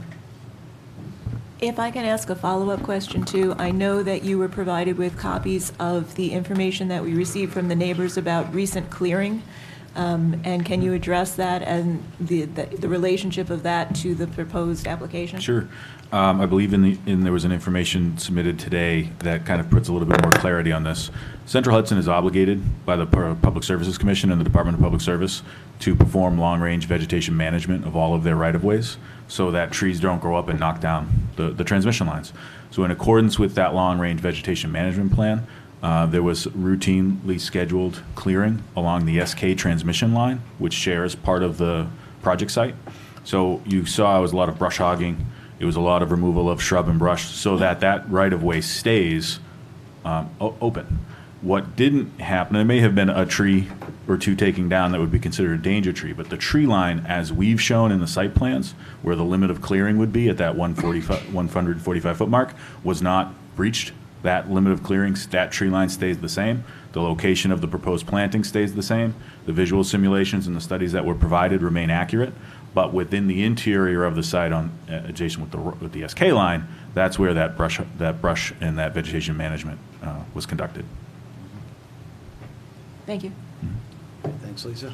Rocky, you have something else? Yeah, one more thing. Can you please, for my edification, like when I go through a construction thing, I need to get an inspection from the town once I'm done. So who's your inspector once you're finished? Do you self inspect, or is there a state inspector who comes in and says, okay, you guys have done it all right, you met your plans, et I'll speak to the civil engineering piece, because that's where EDR would have a role, is that there would be weekly SWIP inspections and compliance monitoring, and there would have to be a demonstration that it was built in compliance with the plans and that the stormwater system was functioning, and provide that to the MS4 so you can review and approve and everybody can sign off on that. With respect to the substation equipment, I would anticipate that is the Public Services Commission, but that interaction between Central Hudson and the Public Service Commission, I'm not sure how that plays out, and if we could find that out. I can look into that to get you a definitive answer on that. Yeah, because I'm simply curious. Because, yeah, there's a process that we go through for conditioning a substation and putting it in service, being consistent with the standards and the guidelines, the codes, and the good engineering practice and design. But there's more to that we can certainly provide you for that information. So I assume that you would have to file with the PSC or some organization what your plans, then they can match up the inspection with your plans, or they just come in later on? Right. Our projects are reviewed, right, and approved as part of our rate case structure with the Public Service Commission. Right. Okay, I know that. But like I said, when I build something in my house, I have to submit the plans, and then the inspector comes up, he's got his plans, and says, I've done what I said I would do. So does a similar process occur? I mean, I'm only curious because I don't know how this all works, and that might be important. It's not a to people also. It's not a typical. What you mean? Yeah, it's not a typical building permit situation. For example, where you get a building permit and then you get a CO, because it's not structures. They're not building code things. Right, they're NESC, National Electric Safety Code requirements, things like that. So we'll get a definitive answer, because I don't want to say the wrong thing. But it's coordinated through. If what you're asking is it coordinated through Central Hudson? Yes. I'm not sure what the end is to it, though, so we'll follow up on that. Yeah, I was only curious who the Absolutely. sign-off would be, or Yeah. if they if they simply self-inspect. Because, you know, self-inspect, you can, you know, cheat a little here and there. Let me get the information for you. Thank you. Carl, I just have one more question. Sure. With respect to your existing station and the angle, you say that you're in compliance, and it sounds like 0 would be the optimum number you want to be at, 15 is the maximum. Can you find out what you are at now for the current station? Or if you know it, if you could let us know, other than just being in compliance? Sure. Thank you. Thanks, Joe. Nicole, anything else? No, thank you. I just, one thing that hasn't been brought up that I saw in one of the things the neighbors submitted was, I'm not sure if it's occurred in this area, it was something called stray voltage in the ground, so somebody got their pool electrified and such like that, so I just wondered for next time, or either, if you can't answer it now, to, you know, let us know what would cause that, and make sure that doesn't happen. We think that came in pretty late, right? We didn't actually read that yet, so we'll take a look at it. Okay. But I think what I'm hearing, it's addressed by grounding and Yeah, so it's straight. Yeah. There's some additional. I'm not Right. sure, did it come in today? Was it just in Yeah. today? Yeah, it came in. Okay. We were working on some other parts of our submission today as well. Yeah, so- a lot of new materials were coming in. And again, I appreciate the neighbors that are researching all these things and bringing it forward. We want to make sure we cover all the bases. Carl, one last thing. Yep. I bring this up only because it prompted, one of the things that prompted my asking the question earlier about moving the substation south and the costs involved was part of Mr. Mirando's communication with us under the heading of comments regarding project funding and cost. A brief paragraph reads, Central Hudson Capital Project Program is approved as part of rate settlement proceedings with the New York State Public Service Commission. Notably, the Central Hudson Capital Program is funded through delivery rates collected from the public, Central Hudson customers. In other words, customers pay the annual carrying costs of capital investments as part of an approved rate structure. Increases to project costs are funded through rates in the same manner. This is something one of the public brought up earlier. The concept of replacing the KCS in its existing location of footprint would at least double the annual carrying costs associated with the KCS to our customers.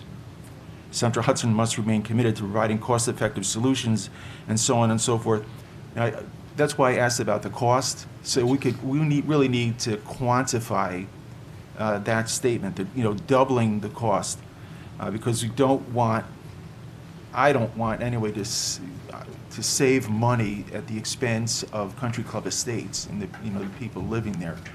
So I think if anything you could do to help us out to get a grip on what that additional cost would be and what it would represent in terms of, like the fellow was here earlier that said, you know, he made a guesstimate on how many cents per month would be passed on to other ratepayers. You know, maybe we would be willing to pay that, you know, but we don't know. Well, yeah, we'll follow up. I think we've provided information with actual dollars in the past, but we'll follow up. But I think I'm not sure that we saw a guesstimate of double the cost, but there was never an actual. I don't think we ever saw a dollar figure. 8 or 9 million versus 18 or 19 million, I think was the. But just to be clear, we haven't relied or used cost as a basis for any of our opinions in these materials from our experts. We've relied really on the engineering and design regulatory requirements as the reasoning for why the site is where it is. We've brought up the cost information to you because it's been brought up to us. We've really not tried to engage in that conversation, although it's a fact. Okay. At least we'll know. Yeah. Okay. Thanks, Peter. One last thing about the movement. You had talked about working under the transmission lines at one point. Is that one of the features, or is that one of the things that's prohibiting it from moving further?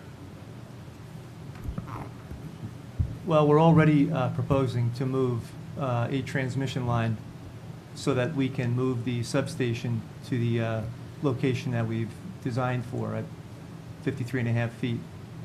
Okay, further south. So that move So already we've ran already into that. moved that infrastructure to make room because part of the new design is now already in the corridor. We've already accessed into the corridor by shifting it further south. Now, you'll have other transmission infrastructure in that corridor. So now you're starting to compress, and let us remember that it's not just about the structure itself, but you also have guying. And there's a lot of guying in that corridor because there are sharp angles happening as the lines are making turns through that corridor. So you have guying in place, and when you add guying to the poles, that infrastructure gets filled up very quickly, especially now that we've already willing to move the SK line to make room for that shift of the substation. And that is discussed in the January 27th memo, that the conflicts with existing transmission infrastructure is discussed in there. Okay. I'll relook at that one then, thanks. In your free time, right? Right, Yes. Mr. Chairman? Plenty of materials we had here. Any last comments from Stantec? I just wanted to make sure based on what you've been hearing here. Great. I move that the planning board defer action on this application and direct the applicant to respond to the following: planning board comments, town engineer department comments dated February 14th, 2020, town consultant Stantec comments dated February 13th, 2020. Second. Moved and seconded. Called to question. All those in favor? Aye. Opposed? Motion passes 6-0. Do you have a question? I just had a request, and it's okay to do it now, I think. We've observed that some members of the public have been accessing the property being the Knapp's Corner substation site by virtue of videos and some photos. We would just respectfully request that people not enter the Central Hudson property, if at all possible. That's all. Great, thanks everyone for your participation today.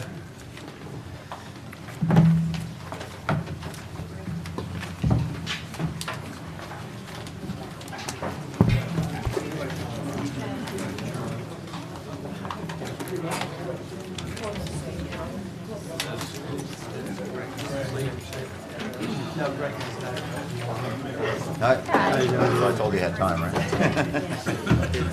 Oh, yeah, that's right.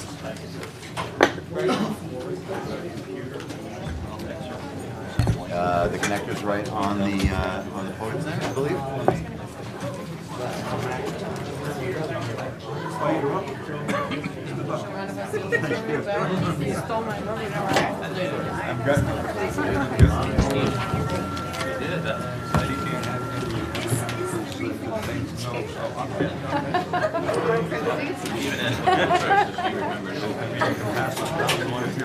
Are they in order?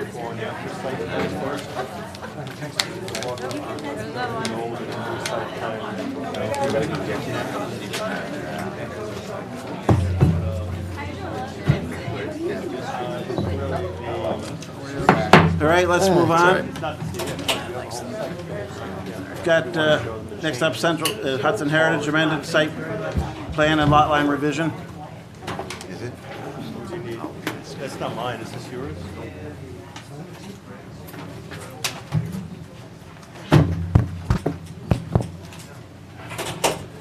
Welcome back, guys.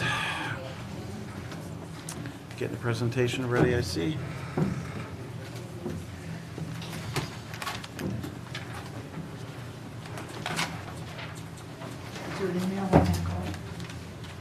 So this is the after, this is the before.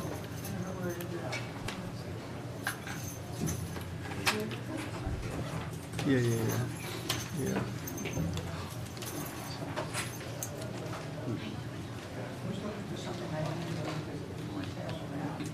Oh, do you need that back? That sheet? Yep, I think we have it over here. Right here, hang on. There it is. Yeah, Roger ended up with it. This yours? Over there, that's it. Oh, yeah, he's over there. This is back to us. Thanks.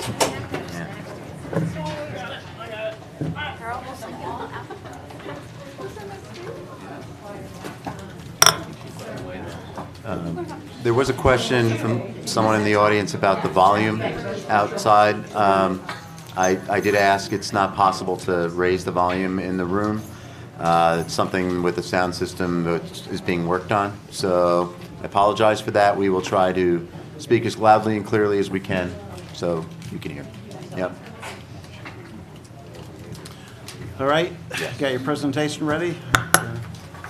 Move forward with what you have changed. Hi, I'm Marty Berger with Sabre EFG, or EFG Sabre LLC, and with me tonight is Oris Pina from Design Development, our architectural firm, and Kyle Ahern from Chazen Engineering. I'd like to just spend, so we're here tonight in furtherance of two items. One is the zoning amendment that we presented the last planning board session, and also the furtherance of the amended site plan application. I think the zoning amendment is easy. I'll just tell you that there has been correspondence between the planning board via the staff and David Cooper and our council, and what was proposed on February 13th is perfectly acceptable to us. So if it's acceptable to you, which you presented, I would respectfully request you to forward it and make the recommendation to the town board to process it and move it along. All right, we'll work on that second. Let's go with the site plan. So secondly, in regard to the amended site plan application, before we go through the presentation, I just want to tell you that at the last public hearing and in receipt of the comments, actually it was the other way around, in receipt of the comments prior to the last public hearing, Oris and his associates made some material changes to the site plan. Subsequent to the planning board meeting, our respective staff and a few of the planning board members had a workshop session in which we advanced the ball a little bit further. So I think what we have tonight, what we'd like to do is walk you through what was originally proposed and what all of the changes collectively are. I also want to tell you that subsequent to our workshop session, we, in response to the Dutchess County Planning Department letter, we felt that the Planning Department, Dutchess County Planning Department, didn't really understand what we were trying to achieve and how our site plan worked. So we took it upon ourselves to set up a meeting with them, and Mike Welty joined us at that meeting. So we met with the, I think it was 5 of the Dutchess County Planning Board, with myself and Design Development. We gave them the same presentation that kind of we're giving you tonight. We gave the workshop, and I think that they were understanding and very well in line with a lot of the changes that we made. They did subsequently send a letter tonight that recommended that, quote, the planning board and we discuss the building M, but I think everything else was pretty much in line. So I think if we discuss it, we're in compliance with their recommendation. But if I may just continue, one of the comments that was in the original comment letter from Liz was that, or from the town, was that the walkability or the streetscape was getting away from the original design because we had a building that wasn't fronting Winslow Gate Drive. And what we tried to explain, and I think we successfully did it to the planning board, and particularly at the work session, as well as the Dutchess County Planning Group, was that this streetscape is not supposed to be 100% storefronts. If it was a storefront, it would be like Madison Avenue or 56th Street with retail storefronts. It's meant to be a walkable, enjoyable streetscape, and as such, it needs to have pocket parks, and it needs to have areas that could be entertainment, and it could be areas where people can sit, maybe around fireplaces. It could be pop-up carts. It could be seasonal activities, and so on and so forth. And our experience and the centers that we've examined that are successful don't have just street storefronts, but they have a collection of all of this. They have street storefronts, they have outdoor dining, outdoor sitting, they have pocket parks, they have some pop-ups, they have entertainment areas and all of that. So I know that the source of I believe that that we've addressed all of the comments, with the exception of being able to just flip Building M around, which is an impossibility for all the reasons we talked about. But what we did was we successfully turned that into a very attractive component of this streetscape. The streetscape is 660 feet. This area, Building M, is 60 feet. So within, it's only, number one, it's only a small percentage of this whole streetscape. And secondly, as you'll see, we think we made lemonade out of lemons, because instead of having a storefront facing Winslow that would have basically nothing in the windows because of the nature of the tenant, we were able to make it into an attractive section of the streetscape that could be enjoyed with outdoor activities. So bearing that and keeping that in mind, I would like Oris to walk us through the site plan, and then show you the changes that we've made on the site plan, and then show you some architectural renderings and exhibits. Great, thanks. Hi, good evening. My name is Oris Pena. With this. Hello? No, this one. Let's try this one. Hello? Oh. Good evening. My name is Oris Pena. I'm an architect with Design Development Architects. And as Mr. Berger explained before, through the recommendation of the members, we did some changes and some modification to the site plan in order for it to be more of a street where there's enjoyment, and not only, as Marty said, storefronts.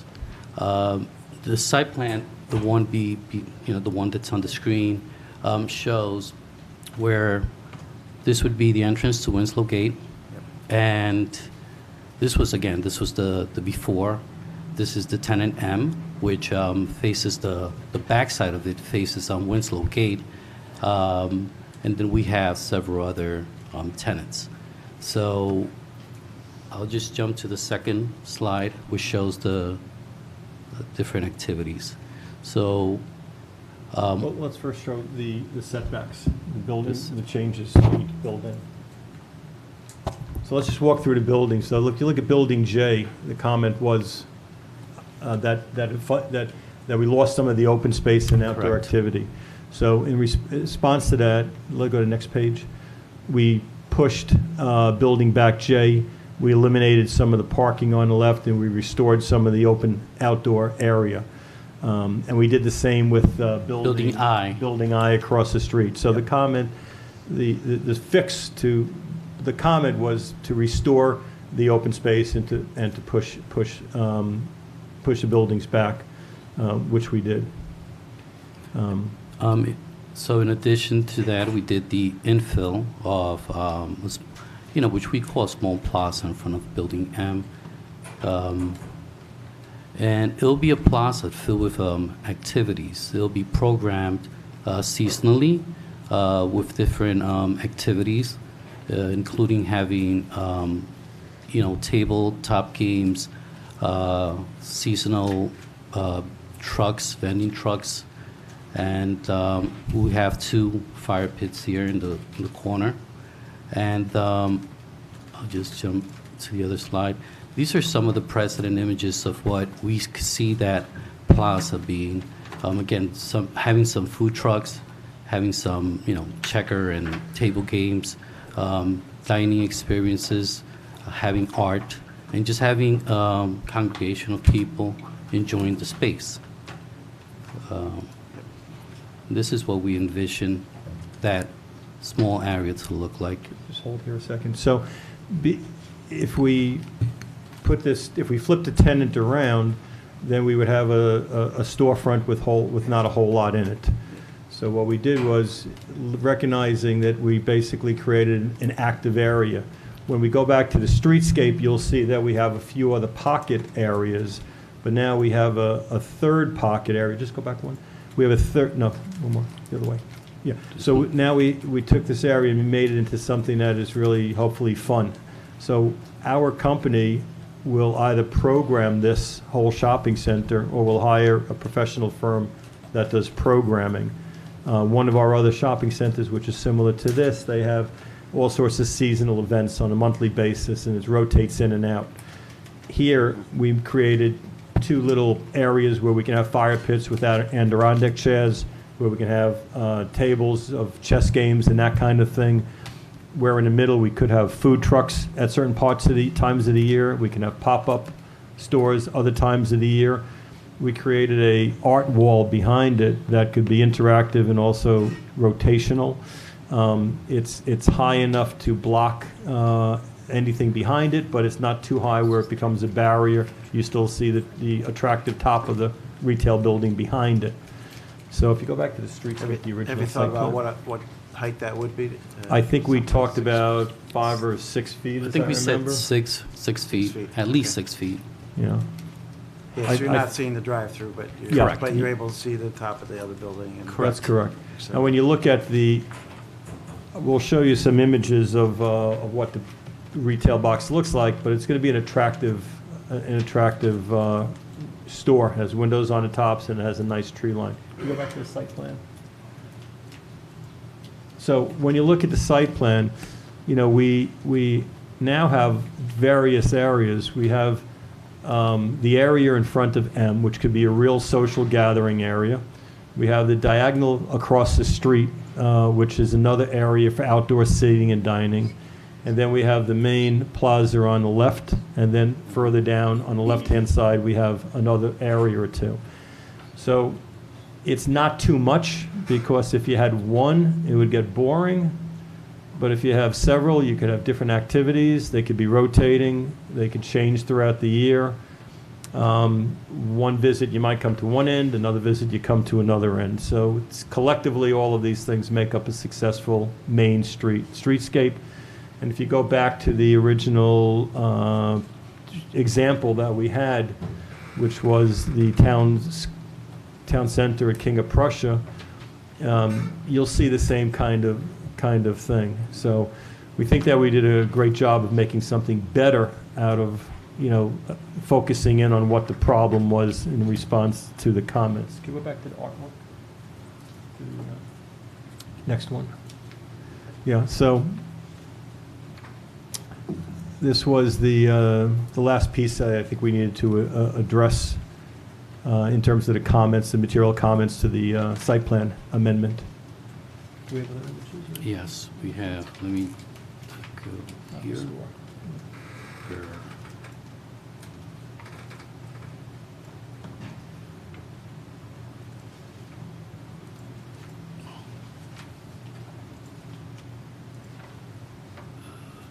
Do you have the SketchUp? Yes, I do. Yes. Close that. We'll just show you one more perspective, which is a SketchUp view.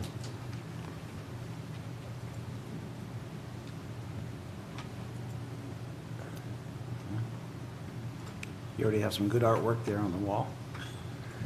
It could be rotational, it could be seasonal, it could be, the idea is for it to be interactive. If you have a wall and opportunity which has maybe either a permanent display and you can put something over it, that becomes seasonal. Where, for example, kids could come on Halloween and dress it up, or throughout the seasons you have art exhibits on it, so on and so forth.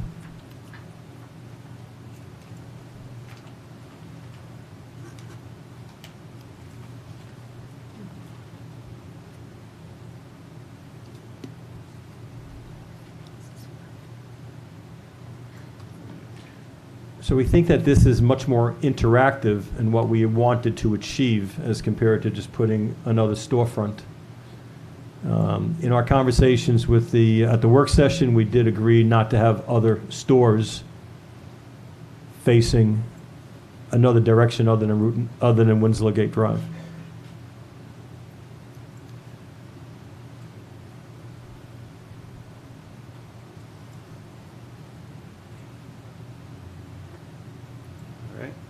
So this was the major change. I think that I'm hoping that perhaps without wasting everyone's time, we can dot the I and cross the T with your staff on some of the other smaller details, but hopefully everyone will agree that we took a major step forward in terms of what we're showing. Sounds good.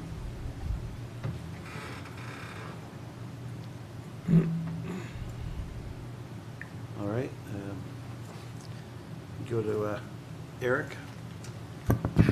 Yeah, there were meetings with staff. I'm going to defer probably first to the planner from CPL, Liz, but I'll also point out, just for the board's benefit, you did receive, there were 2 additional comment letters that just came in today that are in your packets, one from the County Planning Department and another one from the New York State DOT, and the applicant should have a copy of those as well. Yes, we do. We'll take care of them. All right, Liz? Hello, my name's Liz Axelson from CPL, and I did a memorandum February 13th to the Planning Board, and my general conclusion is, and this is also due in part to some offline consultation with the Planning Department staff and Marty Berger's team, that the current plan pretty much balances the community's desire for walkability with the need to bring anchor tenants to the site and to make the project feasible. And I do have some other comments, but one thing that didn't make my memorandum was to try to take the angled parking that's in front of Building M and have that be revised to be parallel parking, or possibly eliminate that. So that is one further consideration that has been discussed with the Planning Department staff. So behind Building M, parallel or eliminate instead of having the angled parking. But I'm not going to go over the changes that I reviewed in my memorandum, but a number of changes were made. Some of the refinements that we'd like to see would be to delete more of the parking spaces next to Building J, the one that's east of Winslow Gate Road. Just get rid of a few more there. I don't think that's the current, is it? Yeah, it is. Yeah. No, there's a It's a later, little different there's a than the later site one. plan. It's a little, yeah. Yeah, it's an intermediate one. Yeah, that was the one that we saw that we originally wrote about. Yeah. So there was, I think that's the actual site plan that was submitted with the application does remove a little bit of that parking. We think there's still an opportunity to maybe Yeah. move some more of that and use some of the parking behind the Maybe. building more efficiently. Yeah. So we would be, So you that would be suggest nice to see. It'd be nice to see elimination of the perpendicular parking spaces south of Building M. That was another consideration, and replace that with parallel parking, and that would allow a wider. Yeah, that was changed. For some reason, this plan didn't catch up This with one that, does- but yes. that was done. In other words, that space right there, no, it was on the left-hand side, it was Building L. No, Building L was changed, but Building L was there are changed. still some perpendicular parking spaces south of Building M. That's going to be a That- problem. that- I mean, the other ones we can do. Yeah, the other ones were shown as parallel. I think I said so. Is that the current? Or there was a couple more taken.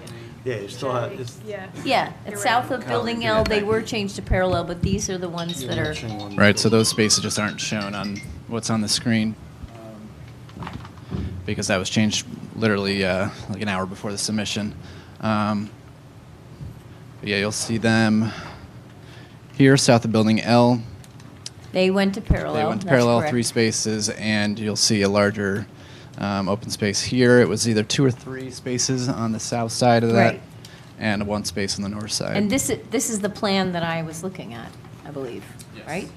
And so actually going back to Building J, we did want, maybe 2 to 4 more parking spaces removed along Winslow Gate Road. Right here. Right. And then having a little trouble seeing south of Building M. Are those parallel now? No. No. No. I can't Those do are the that. ones that Yeah. we'd like to see those. That's where we have to have a discussion. Right.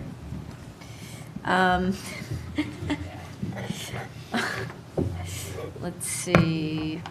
We're going to need some narrative and notation about the streetscape activity for the area in front of Building M, how that's going to be programmed and maintained. And I did confirm with Peter and David that the zoning text amendment allows for everything that we've discussed on the streetscape. Yep. And then the drive-through behind Building L was also of concern. that it's kind of a longer driveway, drive-through length. It doesn't seem to be consistent with what we believed you were having for that drive-through in terms of traffic. We're going to shorten that. That's going to be shortened. Okay. Let's see what else I have here. Anyway, then I went into a bit more of a review to see how this fell into place with the planning board's secret findings and the town board's secret findings before that. And the only area that really was of any concern was community character and visual. Otherwise, the proposal looks pretty consistent with planning board and town board secret findings. If I may, on community character, we have the design guidelines, which was approved, and we anticipate that when we come back for each of the building applications, that we'll use that as an opportunity to confirm that each building conforms to the design guidelines and a character as compared to a site plan.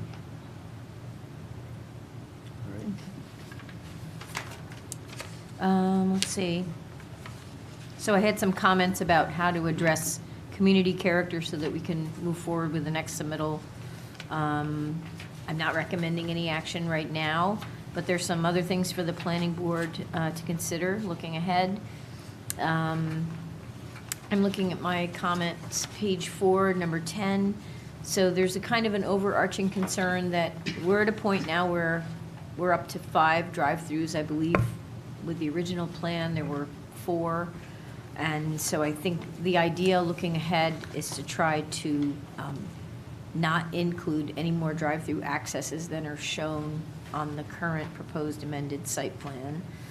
And the same is true in terms of hopefully the planning board won't consider any more, won't have to consider any more buildings facing away from Winslow Gate Road. We'd like to kind of look ahead. You know, I think the planning board has tried to be flexible in looking at the streetscape design, and the applicant has responded with some great ideas. But looking ahead, it would be nice to have everything else face the street. And that's our expectation as well. And those are my main points. There was an increase in commercial square footage of 8,400 square feet, but in the grand scheme of things, it doesn't increase the overall commercial square footage. And it seems like there are some advantages to having a little bit more square footage in phase 1. All right, thanks, Liz. This is on for public hearing, so I move we open the public hearing for this project. Second. Move to the second, call the question. All those in favor? Aye. Opposed? Motion passes 6-0. Is there anyone in the audience wish to comment on this project tonight? Come on down. Just state your name and you turn that microphone on. It's facing the wrong way. Thank you, Kyle. Thank you.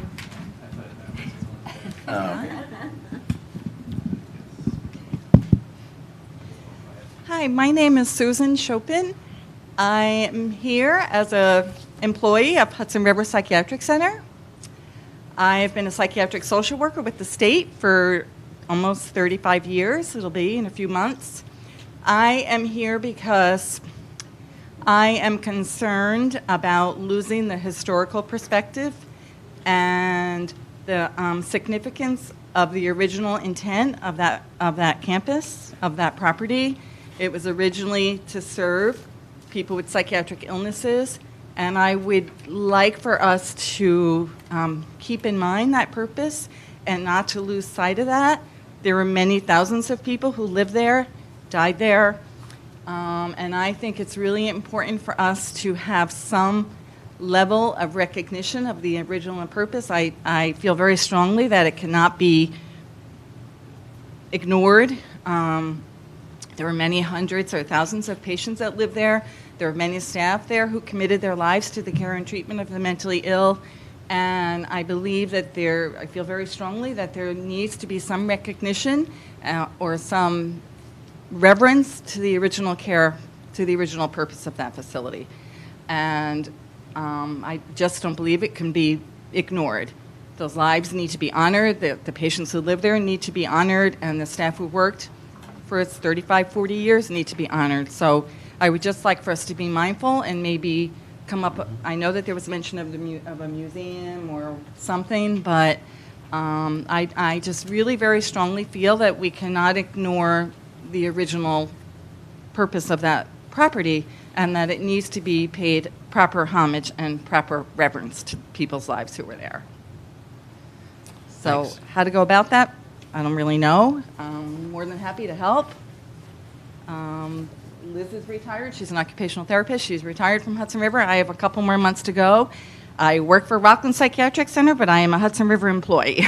So I'm willing to do what I can to chip in, but I really would like to enlist the cooperation and the help of the planning board to keep that in mind. I feel very strongly that that cannot really not be ignored, and it needs to be remembered and it needs to be honored. So Thanks for your comments. It Thank might you. be good for you to talk to Yvonne, who's in the audience I see tonight. she's why I'm here, because we went to the thing at the library a few weeks ago, the overview at the library. So I went to the historic preservation kind of subcommittee meeting. We're here tonight. So we're willing to help. We're willing to give input. We're willing to give ideas. We're willing to do whatever it is that you need to do, but it needs to be honored. All right, thanks. Thank you. I will note that the applicant has created an architectural palette that kind of takes from the existing buildings and stuff. Mary, There needs to be more. may I add something to that? Sure. So, yes, the design guidelines include an architectural palette and actually details, building details that are being saved and reincorporated into the building. They include, railing from some of the buildings and keystones from some of the buildings, and actually a lot of the brick is being reused in the buildings as well. In addition to that, there's a couple of monuments or markers that, with Yvonne's help and others, we've identified throughout the site, which will be protected and enhanced. Obvious. In addition to that, there's the 6 buildings that I believe it's 6, that we're saving and restoring. There's some number of buildings that we've agreed to save and restore. I say the number wrong and people get really upset. So there's that. But in addition to that, Yvonne brought up recently, we found this carousel on the site. That's in, an old foundation and pictures of what it was. So, whatever ideas Yvonne and others have, we're open. Let us know. Talk to us. We're not opposed to it. We can't put it in the middle of the street or the Main Street retail, but if it's appropriately placed, we're happy to do it. It's good to continue to bring ideas forward as the project progresses. Thanks for being open to that. Anyone else in the audience wish to comment tonight? When do you think you'll be back next? We hope to, we'd like the planning board to hopefully proceed with the zoning amendment. Yep. And we'll be at the next hearing. So for the site plan, I believe you're trying to get a submittal in for next month's meeting, correct? That's right. For March? Okay. Yes. And it's March 19th? March 19th. 19? Okay. Or 20. Let me take a look. Take a look. All right, in that case, I move we adjourn the public hearing to March 19th, 2020. Second. Moved and seconded, call to question, all those in favor? Aye. Opposed, motion passes 6-0. All right, let's go around the board for additional comments. Start with Joan this time. I don't really have any comments, but I would just say that I think your use of the space in front of the CVS is, making lemonade out of lemons, and I think you did a good job, and that's all I have to say. Thank you. Thanks. Yeah, let me second what Joan said. I think it's coming along very nicely. Thank you. Nicole? Marty, you were talking about that you're keeping several things like keystones, monuments, and railings. Does that mean you have a salvage plan of specific items that you're going to be keeping and reusing? Well, I think so far Yvonne and maybe some of her associates have walked the property with our construction fellas, and identified certain elements that they want to try to save. Correct? I pinpointed and created a list and submitted it, but I have not gotten anything in writing to, or any inventory notices from any of the demolition. Okay, so we have that list, and it's being, to the extent we can, it's being adhered to. So a lot of the materials that we're talking about so far have been taken to the northwest corner of the site. And there's Right, you have a there's stockpile area. There's a salvage area there that we're stockpiling. Most of the valuable stuff is really up on the north side of the hill, and we'll continue to do that. So, yeah, but we're reusing the brick, we're reusing keystone, we're using iron gates. One or two of the buildings that are there are really going to be shined up, really made nice. There's a beautiful church in the back. That's just really an incredible little building. I don't know if anyone's seen it. I can bring pictures of it, but it's really something special. We have designs and plans for the director's house to be restored, and we have completed our design work on the administration building for the windows and the roof, and we received SHPO's approval, so we're working on moving that along. Great. One more thing. It was brought up on a discussion that we had here.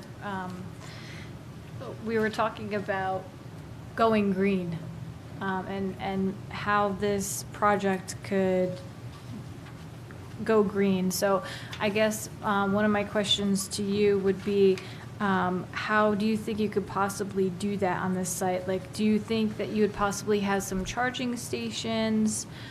Do you think there's some materials that you can use to make this a green site? The building materials are LEED oriented, and we would qualify for LEED A. We designed for LEED A. Okay. And all the buildings. We don't go through the process of certifying because it's too expensive and there's really no value, but our design criteria is LEED A.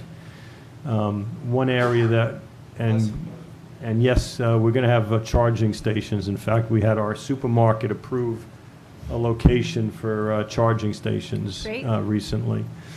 One area I think that could be materially changed is the lighting plan.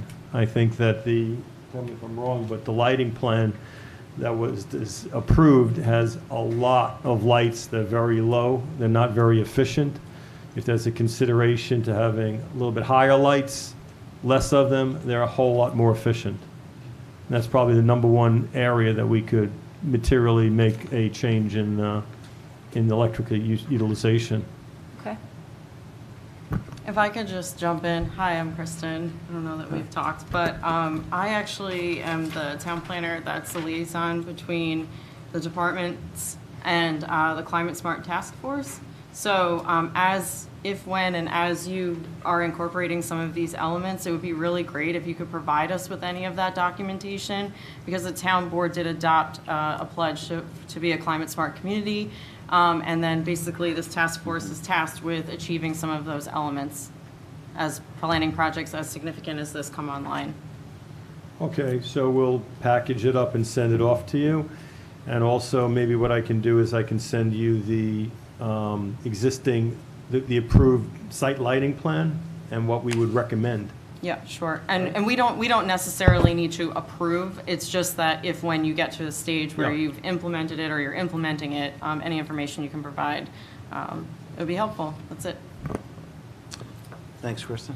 Are you finished? Oh, yeah. All right. Ben?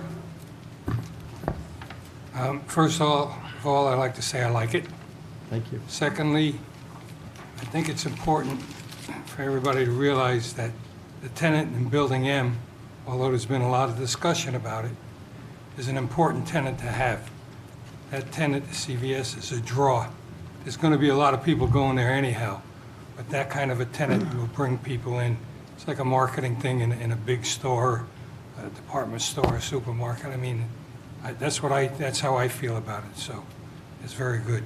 And for the ladies, I don't know if they're aware, I'm sure they are, that there's a whole section devoted to mental care units in here, and I know you said about psychiatric care, but I don't know if they let you know that.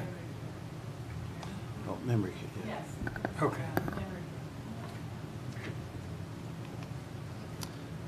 Peter? I just have a procedural question that we are going to have to straighten out, and that is the letter that we received. I'm glad that you went to Dutchess County and spoke with them. The letter we received today is, we remain concerned that the proposed layout of Building M does not uphold the intent of the district in providing a walkable pedestrian environment, and so on and so forth. I think you have mitigated that concern by what you're offering to do here. My question is, the recommendation from the county is, for the reasons stated above, we recommend the board not grant the requested site plan approval until the following condition has been met. And that is primarily, board and applicant discuss the proposed location of Building M and why Building M cannot front Winslow Gate Road. I mean, the whole board hasn't, we had a meeting, but you haven't really explained. And I think you probably, if you explain it to the whole board, we can put this behind us and Sure. vote without any ramifications from the county. I appreciate that, thank you.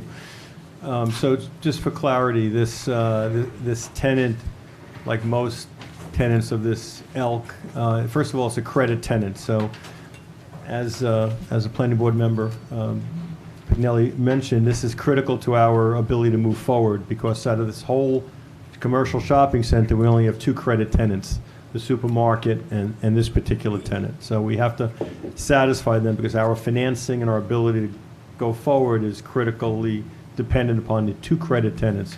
It's not happening because of Smoothie King or a little tenant or an ice cream parlor. So that's one.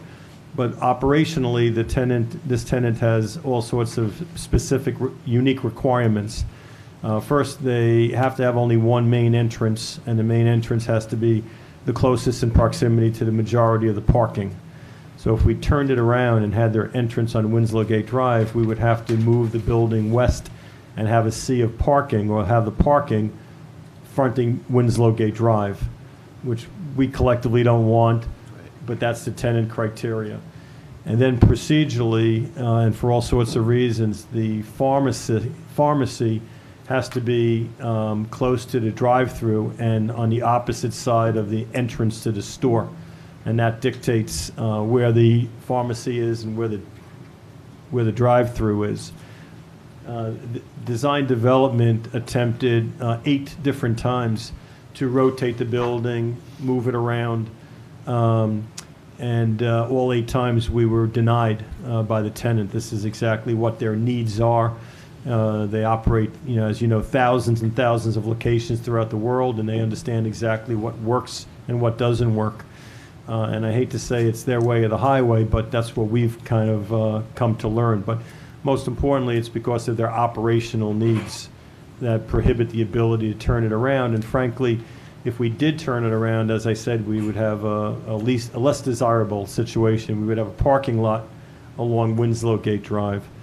So for all those reasons, we have spent a lot of time and a lot of money trying to reconfigure this, and I really think that we came up with a better solution, because I showed some of the planning board members that CVS in my town, it has a storefront, but it's basically blank. It has white oak paper in the back and I think of Charmin or something in the front. So I think we have a much more attractive solution now.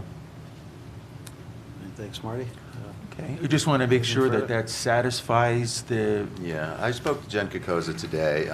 We did have a nice meeting with the county. I think their initial reaction was much like ours. We would have preferred to see a building on the street front, but I think having heard the reasons why it didn't work, and also they, like we did, wanted to get drawing. Can we make it work?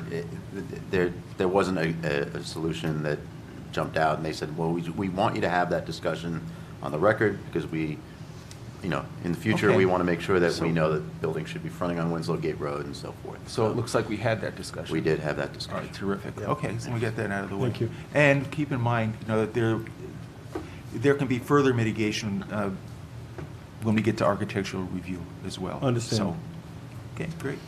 Thank you. Thanks, Peter.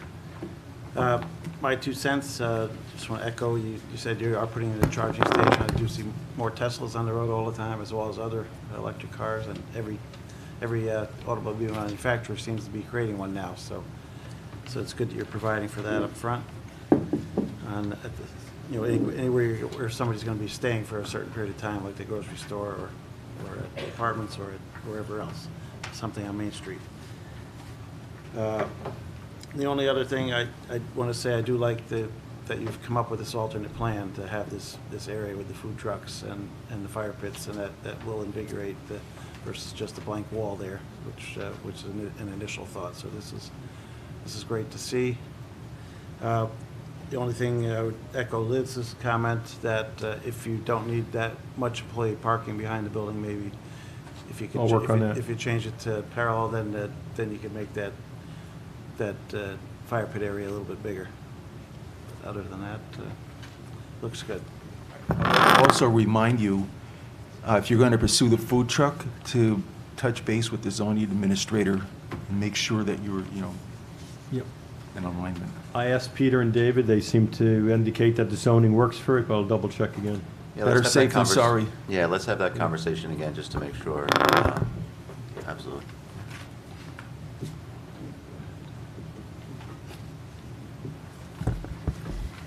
I move that the planning board direct town departments, let me start over.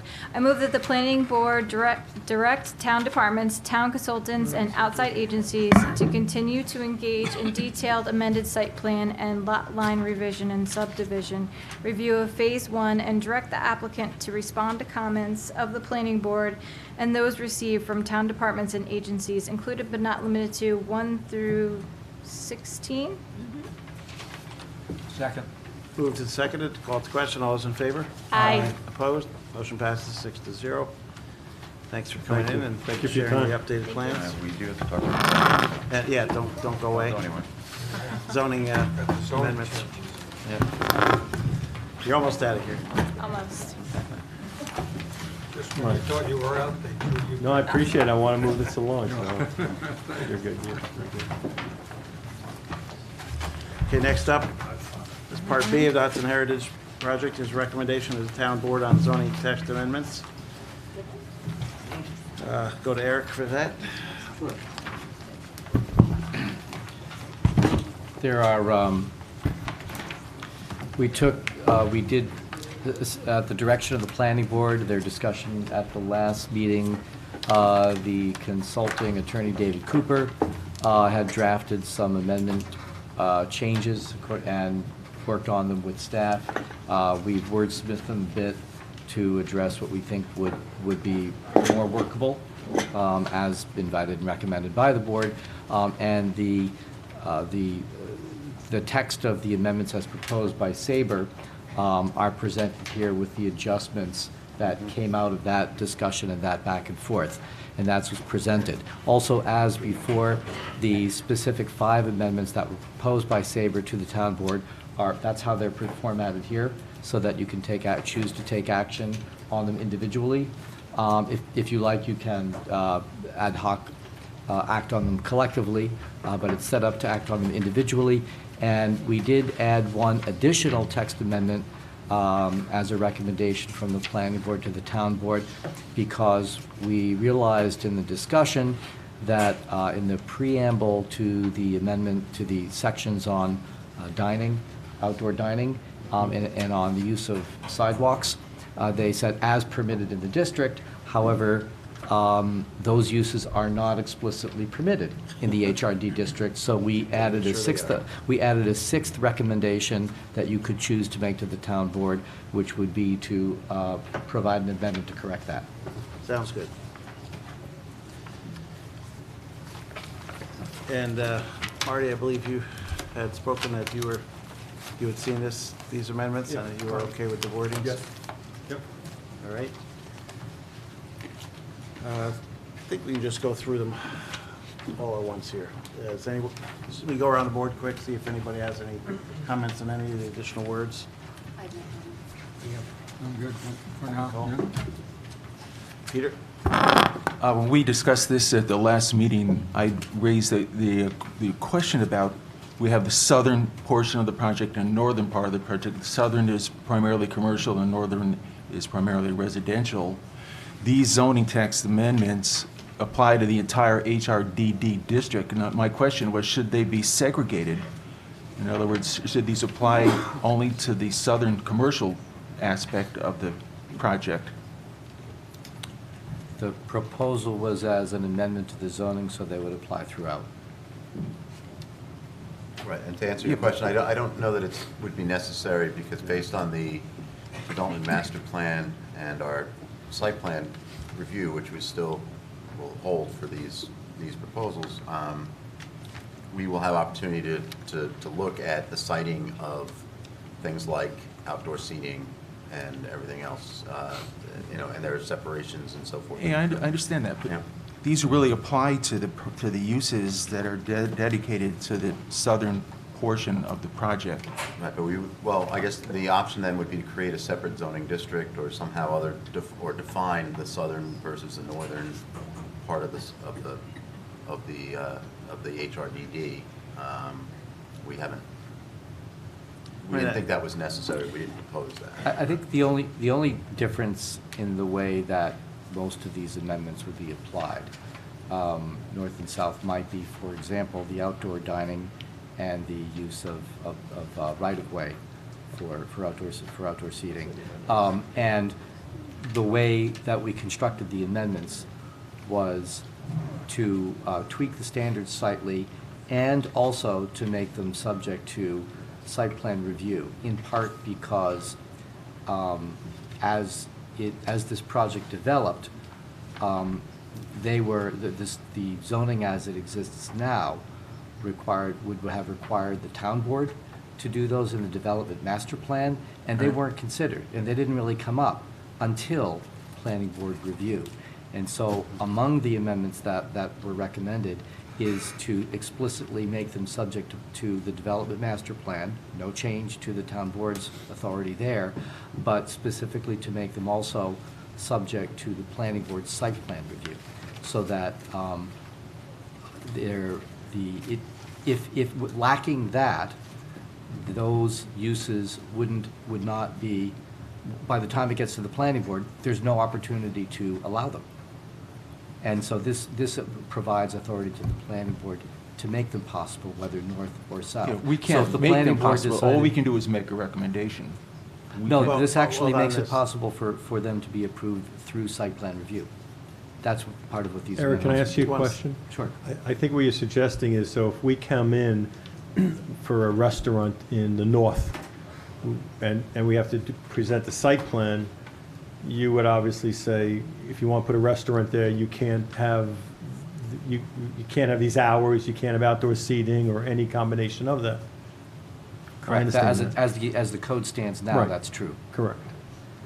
And so what this would do is it would provide more specific parameters for the planning board to, if it chooses, to allow or constrain those uses throughout the HRDD. So we're still subject to our, So if the board decided that they were not suitable in a future site plan, if the board decided that they were not suitable in the northern area, they could choose not to approve. They would review it. They could choose not to approve it in some areas and to allow them in other areas. But without the amendments, there's no opportunity for the planning board to consider them because they're not allowed.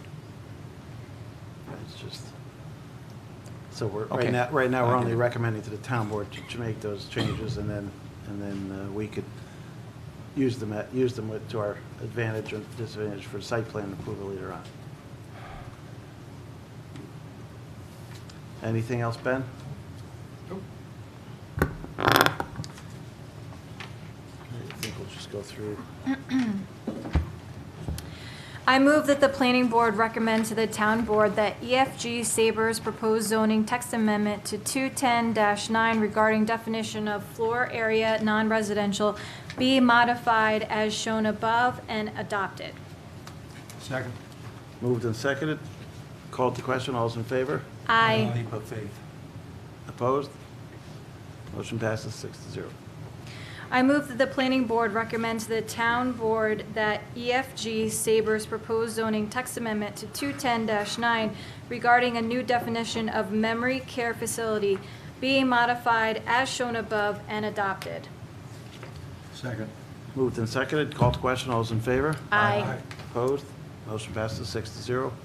I move that the planning board recommends to the town board that EFG Sabre's proposed zoning text amendment to 210-30B16 to add new residential housing types in subsections G, H, and I be modified as shown above and adopted. Second. Moved and seconded. Call to question. All those in favor? Aye. Opposed? Motion passes 6-0. I move that the planning board recommend to the town board that EFG Sabre's proposed zoning text amendment to 210-102B, amending certain criteria for outdoor restaurant dining facilities to change their applicability to HRDD district, be modified as shown above and adopted. Second. Moved and seconded. Call to question. All those in favor? Aye. Opposed? Motion passes 6-0.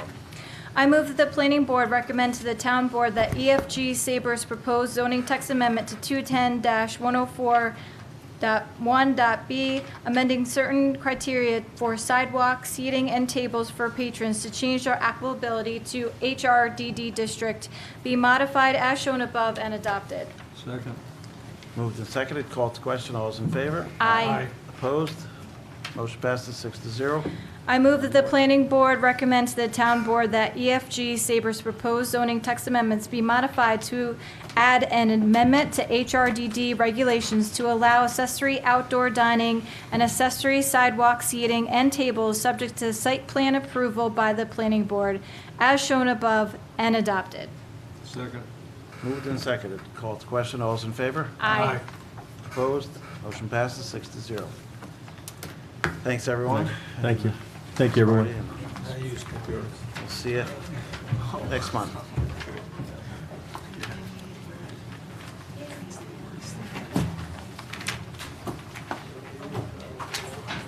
Next up, 766 Main Street, seeker review and special use permit review and site plan hearing for a proposed renovation of an existing building to include 4 residential units, 3 on the first floor and 1 accessible unit on the first floor, as well as 1,970 square foot of retail space on the first floor with a lobby to serve residents.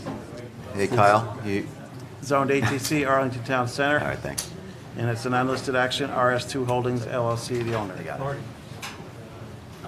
They got it. Yeah, they got it.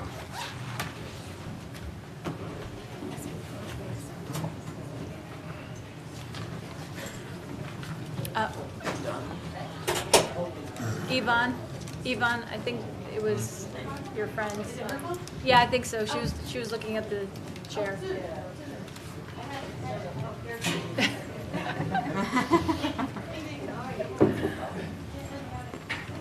Good catch. Welcome back, guys. Good evening. Matt Day, Day Stacoza Engineering, here with Mark Day and Mr. Raymond I think you Travis. need to use the other microphone. That one. Yeah, it's louder. It's not working Yeah, well. thank you. Sounded like it's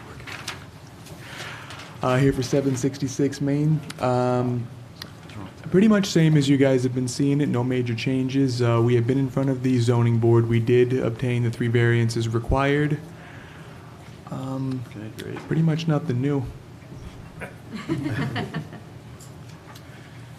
Sounds good. Kristen? Thanks for that detailed overview.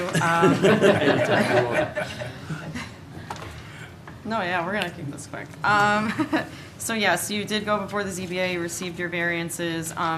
I do have just a couple of outstanding comments. I wanna, thanks to Eric reminding me that there are going to be fees associated with this due to the residential, the apartments affiliated with this. It was brought up early on in the review process, but has fallen off my review comments. So we will work that out and make sure that's a part of your decision letter, so you know exactly what you have to do. And I know Anita and I are pretty much in touch on a daily basis now, so it's fine. I'm here to help. And just identifying the variances that were received on the plans would be great. So staff is recommending opening the public hearing closing the public hearing, adopting a seeker neg deck, and adopting a resolution to grant conditional special use permit and conditional site plan approval.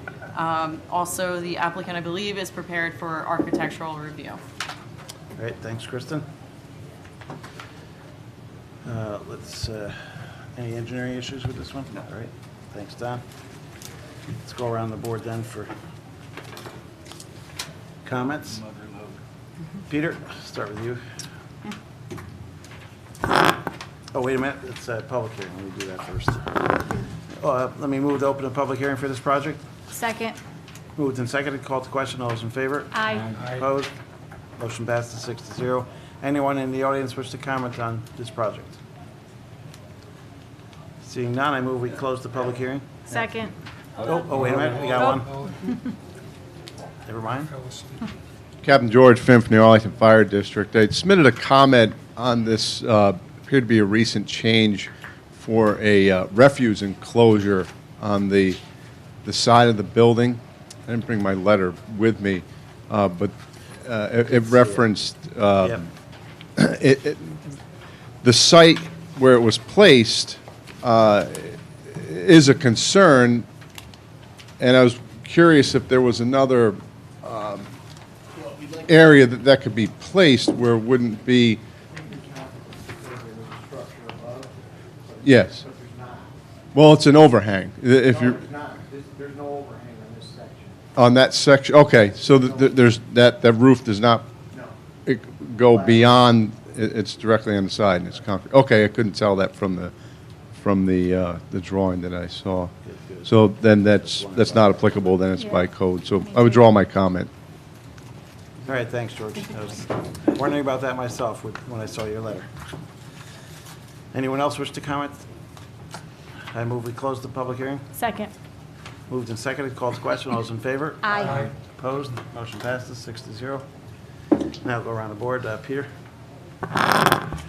Like I said before, you've done a great job here. And this is adaptive reuse. I mean, that's really, you've done a great job, really. I have a question, though, like the captain, about the dumpster. You have 4 apartments and 2,000 square feet of retail space. Is the retail space going to have a separate, how are you going to handle the refuse from retail? Right now, we have 2 96-gallon cans planned there. Each one of them serve 9 to 12 people. If you wouldn't mind just moving your microphone. Is this, thank you. there are 3 cans you have here in the dumpster. Is that? That was typical of that design. It's actually going to be slightly taller than that, so it's going to take 2 96-gallon Royal commercial cans. Each one of those will serve 9 to 12 people on a 1 week. Okay. So that'll handle 18 people per week. So 4 units, 8 people plus the commercial. Gotcha. Thank you. Good. Ben? Nothing. Nicole? Do you guys have any type of signage plan for this yet? Not at this time. We don't have an anchor tenant for the retail space yet. We plan Okay. to reuse the space where the original sign was above the garage doors of the old firehouse, but that's as far as we've gotten. Okay. All right, thanks. Rocco? I'm good. It looks good. Thank you. And Joan? I have no comments, thank you. Yeah, I think my comments got touched on too, the trash and the signage. So, Okay. I think we're good. I move that the planning board determine that the proposed 766 Main Street application would not have a significant adverse impact on the environment for reasons set forth in the seeker negative declaration for an unlisted action dated February 20th, 2020. Second. Moved and seconded. For seeker, call the question, all those in favor? Aye. Opposed? Aye. Motion passes 6-0. I move that the planning board grant conditional special use permit approval and conditional site plan approval for 766 Main Street, subject to the following. Respond to the comments of the planning board and those received from town departments and agencies, and said response to be reviewed by the planning department as to adequacy and completeness inclusive of not limited to 1 through 5. Second. Moved and seconded. For conditional, call to question, all those in favor? Aye. Opposed? Motion passes 6-0. And you said you're prepared to do architectural tonight?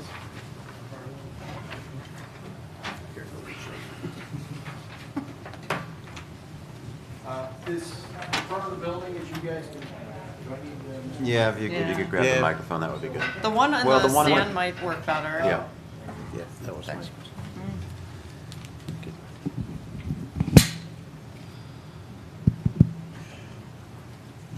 nice. For the front of the building, I think we had pointed out at one of the earlier meetings, what Ray's trying to do is basically mimic the existing overhead doors with these glass panels, one being storefront, one being just a fixed glass.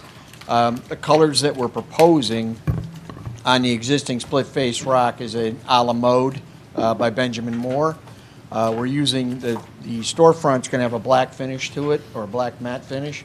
The trim will be a pewter, and the existing shingles will be painted, as well as the existing masonry finish.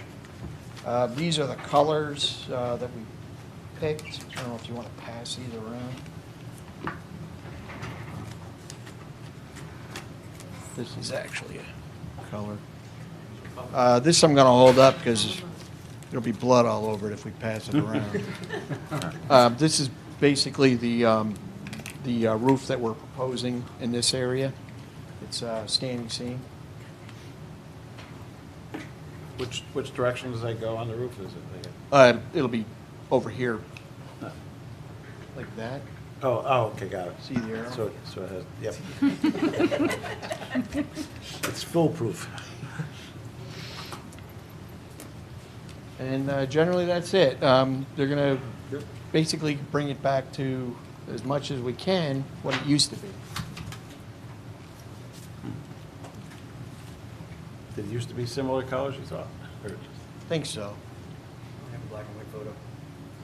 Yeah, it was a black and white photo. Yes, so it's that textured concrete block below and then cedar shakes? Yes. So you're not replacing any of that, just painting more? Unless we need to, but we're going to try to keep what's there. What's there is pretty good shape. It's in very good shape. Yeah. Yep. That's good. Good starting place. Guess let's pass this around. Chime in, anyone with comments? Looks good. I guess the only question I wonder is how does that compare with the surrounding buildings? I think the one next to it is like a red brick building. Is there going to be a contrast or?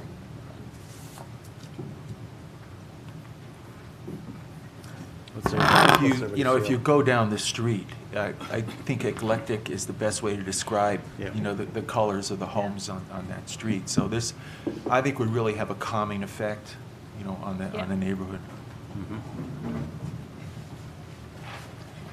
All right, does anybody have a motion then?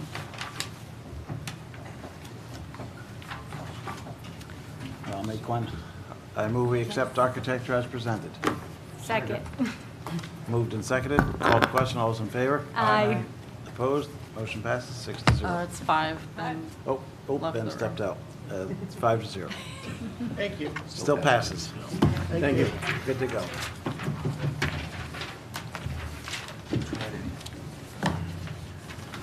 Next up, Fox Run at Fulton. Oop, wait a minute, they're off the agenda, sorry. Yep, so adjourned. Yes. Oh, right. Fox Run at Fulton, Fairview Commons. I move we adjourn the site plan public hearing to March 19th, 2020. Second. Moved and seconded, called to question. All those in favor? Aye. Opposed? Motion passes 6-0. 5-0. 5-0, Ben still out. Next up, Corwood Ventures offices. Seek a review and lot line revision review and amended site plan review for development of a maintenance yard and ancillary office building on 240 Van Wagner Road and 300 Van Wagner Road. Both parcels IH industrial, heavy industrial zoned. Welcome. Good evening, Ken Casamento from LRC. As we've been in front of the board before, nothing's really changed in the plan. The building grew a few hundred square feet as we went through some of the interior working as they were working with their architect to 4,400 square feet from 4,000. I think that was the last time you saw it. But other than that, we haven't really changed anything different on the plans. We received some of the comments. We do recognize that there was some comments from Lizette with regard to the Lot 2 and some of the existing structures on Lot 2. And we're going to work with the building department and Lizette to figure out how we navigate through that. And if we have to go for a variance for an existing structure that's there that didn't get a building permit, but for whatever reason, we'll go through that process. Okay, so the enlargement of the building itself did not create a variance? It has not, correct. Okay. It is, just grew down to the south, basically, Extended, in length. stretched a little. Correct. All right. Sounds good. Ken, Kristen? Okay, so the last time this application was on the agenda, the board adopted a resolution to be lead agency. We circulated for lead agency intent, and to date, we haven't received any objections to that. I had some comments upon further review, and also I know that the engineering office, I don't want to steal Don's thunder, but I know that there are a number of engineering-related comments, and as Ken alluded to, comments that came in from the zoning department that we'll have to work through. But at this time, staff is recommending that we open the public hearing, adjourn the public hearing, and defer action with comments. This would allow the applicant the ability, if there had been any comments this evening, there might be, for the board to hear those and take those into consideration as we're going through this sort of next robust review and you know, Finish out the details. correct. Yep. Work with the departments to get everyone on the same page and moving forward. We also do have Carol Knapp here this evening from Aspen Environmental. I know that Carol had submitted a letter. Again, I don't want to steal her thunder, but it's in relation to the Blandings turtle habitat that is adjacent, immediately adjacent to this property. With that, I would ask that Don and Carol Yeah, probably. and chime there's in some too. nearby wetlands there too, so. Let me have Don weigh in first. We don't have anything that's too much of a problem. We got some sewer comments and maintenance comments on the sewer, and we have some drainage comments, but nothing that I don't think will be easily worked out. Nothing that, yeah, it was a double negative. I think it'll be worked out easily. All right, thanks, Don. Carol? I also think this would probably be worked out relatively easily. Basically, while I don't have any objections, due diligence hasn't been done with regard to Blandings turtles. Understood. And even with the DEC letter, it says, you know, you must, because it is immediately adjacent, you must do the assessment. So just, you know, photographs and an assessment, and then they should be the ones to make that determination of that barrier, and that's also in there. Right. And once they do that, and we've, you know, the site is highly disturbed, and it's unlikely, but there are certain areas on the site that won't be disturbed. So we Right. just have to rule that out, so provide that assessment. We can do that. And there's no impact to the wetlands? I'm sorry, oh. No impact to the wetlands nearby? Again, we're accepting their 100-foot setback from the wetlands. Okay. Basically, it is a steep slope, and it's highly developed, it's off-fill, and they are at that 100-foot buffer. But with regard to Blandings turtles, you know, the core and the priority habitat being there, that 100 feet isn't a sufficient distance just to say they don't exist or they cannot utilize the site. So they just have to do an evaluation of that and provide the documentation to justify their contention that they're not there. All right, thanks, Carol. This is on for public hearing, so I move we open the public hearing for this project. Second. Moved and seconded, called to question, all those in favor? Aye. Opposed? Aye. Motion passes 6-0 now. Came out loud. Expect- Anyone in the audience wish to comment on this project tonight? Seeing none, I move we adjourn the public hearing to April 16th, 2020. Second. Moved and seconded, called to question, all those in favor? Aye. Opposed? Motion passes 6-0. Let's go around the board for some comments. Ben? Not really, I don't have much to say. All right, Peter? In a letter from our engineer, Andrew Learn, as previously noted, the applicant proposes to connect to the existing sanitary sewer force main and on Wagner Road. However, the property does not appear to be in a town sewer district. Are we going to, have you looked into that since this letter? Peter, if I can address that, we actually approached the town board for a sewer tenancy agreement. Okay. And as the sewer department commented, there'd be a buy-in connection fee, and we would connect. I was surprised. They I were thought willing you- to allow us. I thought it was in the 4th Ward District. We did too, originally. Okay. Anything else, Peter? Just a couple of things. Just want you be required to get a freshwater wetlands permit, according to this letter here. Be aware that freshwater wetlands permit is required for any physical disturbance. Correct, but we're not doing any physical disturbance. So you're staying out of that? Correct. Okay. Correct. And how did your floodplain, it says here you must apply for and receive a floodplain development permit? If from the we're town? within it, and this Okay. portion of the parcel, this parcel here was within. Okay, you're staying outside the. We're buffer. well without it. The elevation for the floodplain is 155, and our lowest elevation on the corner of the property is 163. Right. Of the Lot 1. Lot 2 is within the floodplain. There's portions of that within. Okay, great. That's existing. And the rationale that goes into that is that when we submitted the application and circulated for lead agency intent to DEC, it did document 240 and 300 Van Correct. Wagner. So it pulled in both parcels, which is why that information was flagged in their preliminary review. Correct. One other question for our environmental, the Blandings turtle, now that's actually been spotted on in that location, or is this an EAF map or designation? This is Hudsonia's study, the Southern Dutchess County. So they actually saw them on There that site. is core habitat, which is the primary habitat for the Blandings turtles, in the wetland, which is due west. I mean, the border of Lot 2, that wetland. And then if you go a little, put your hand further south, so that's down where your finger is. In that area is where there is core habitat. So it is within a couple 100 feet of the property boundary. Okay. And is surrounded by priority habitat, which is basically the primary habitat, and they just have different areas. And after 300 meters, then you get into conservation zone. Right. Okay.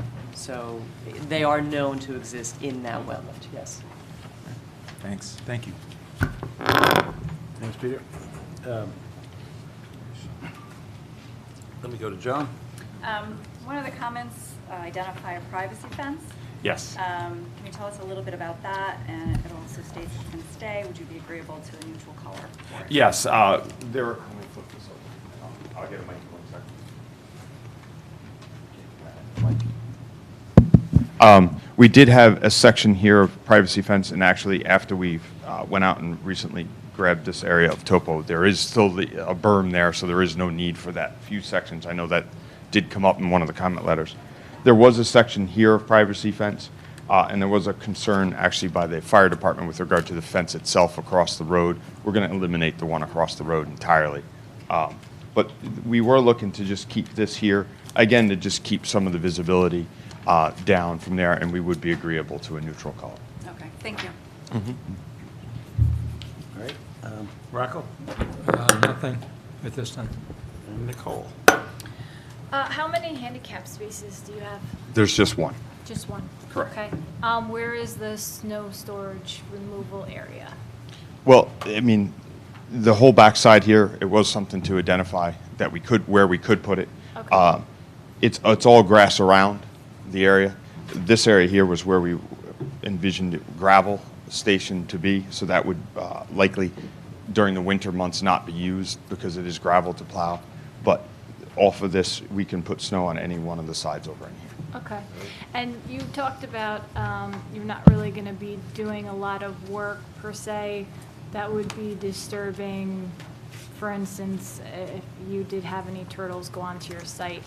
Because of your vicinity to the Casper-Kill Creek, I would just say, just be aware of what you are doing because, of course, it's not a protected creek, but we don't want any pollution Couldn't going agree into more. that creek.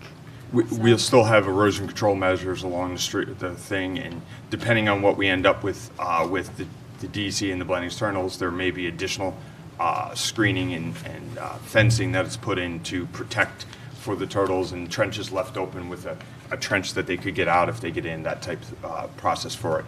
Being that it's not a large project, the construction period wouldn't be a big, long duration either. So it would be a small in and out type project, other than the building being the largest component of the construction. Okay. All right, thanks. I think overall it's going to, improve the site. It's, kind of a mess right now in some spots, so Yep. this will be good to organize things and have a new building to use.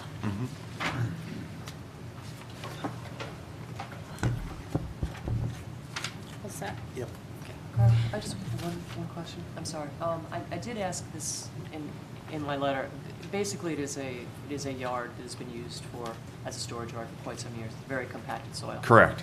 And any area that's not going to be developed is supposed to be seeded.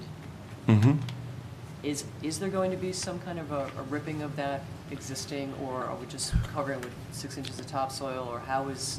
We it's weren't. going to be pretty tough to get stuff to grow on that. Within our area where we're grading, it will be decompacted as part of the movement of work, but we're not looking to go outside and go all the way to the edge of slope and whatever, because there is some natural material and plants that are, albeit scrub, but there is some stuff in this area in the back that we're not looking to push all the way back to that rear slope and do that and go back into there.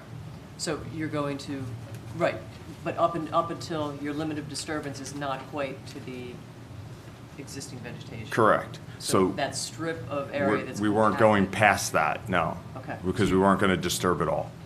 So you're just going to cover that with soil? We're not even covering it. It's going to stay the way it is, as exposed and grow in. We'll seed it, but we weren't going in to cover with topsoil and do all that. If it's, we can talk about going to that tree line if we need to. Okay, I mean, it's not a big area, but No. it's just if you have vegetation, planting vegetation, grasses and stuff, and then your natural vegetation, and then you just have a strip of We can formerly look at where existing- that line is and figure out how we can blend the two together. Probably wouldn't be a bad idea. Okay. Sounds good. All right, thanks, Carol. I move that the planning board defer action on this application and direct the applicant to respond to comments in writing of the planning board and those received from town departments and agencies, included but not limited to the following, 1 through 11. Second. Moved and seconded. To defer, call the question. All those in favor? Aye. Opposed? Motion passes 6-0. Have a good evening. Finish it up. We'll see you back in a couple months.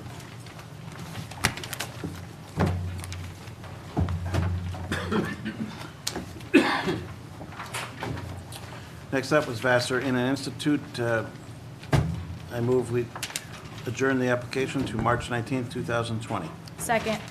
Moved and seconded, called the question, all those in favor? Aye. Opposed? Motion passes 5-0, 6-0, sorry. 6. Next hearing to be adjourned up is T-Mobile Faith Assembly of God at 25 Gulf Lane. I move that the planning board adjourn the public hearing to March 19th, 2020. Second. Moved and seconded, called the question, all those in favor? Aye. Opposed? Motion passes 6-0.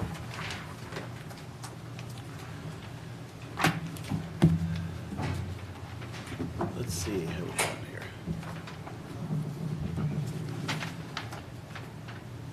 At this time, I'll ask for a move that we allow public comment on any other items on tonight's agenda. Please limit your comments to no more than 3 minutes, and the planning board will consider any comments made during this portion of the meeting, but will not respond to them during the meeting. Do I have a second? Second. Moved and seconded, called to question, all those in favor? Aye. Opposed? Motion passes 6-0. Is there anyone in the audience wish to comment on any other items on tonight's agenda? Seeing none, I move we resume the meeting. Second. Moved and seconded, called to question, all those in favor? Aye. Opposed? Motion passes 6-0. Next up on the agenda is, off the agenda is Habitat. Next up on the agenda is Valley Christian Church, amended secret site plan review for a conditionally approved site plan Zone BH Highway Business District. It's an unlisted action by Valley Christian Church, is the owner.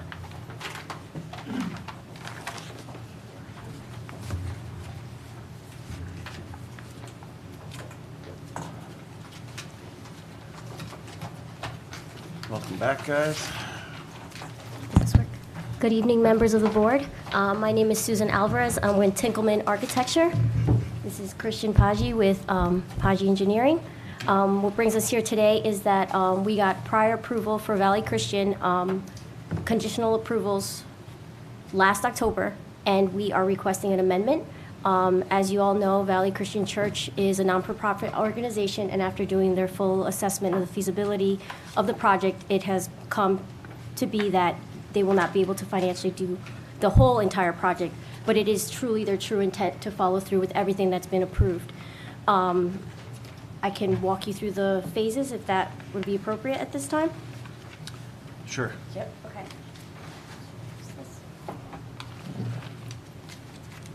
On? Hello? It takes a second? Okay. And also, you'll mention, if you can, as you're breaking it down, like how long you expect to be working in each phase. Okay, great. So what we've provided the board was 3 phases of what we are determining the construction is going to take.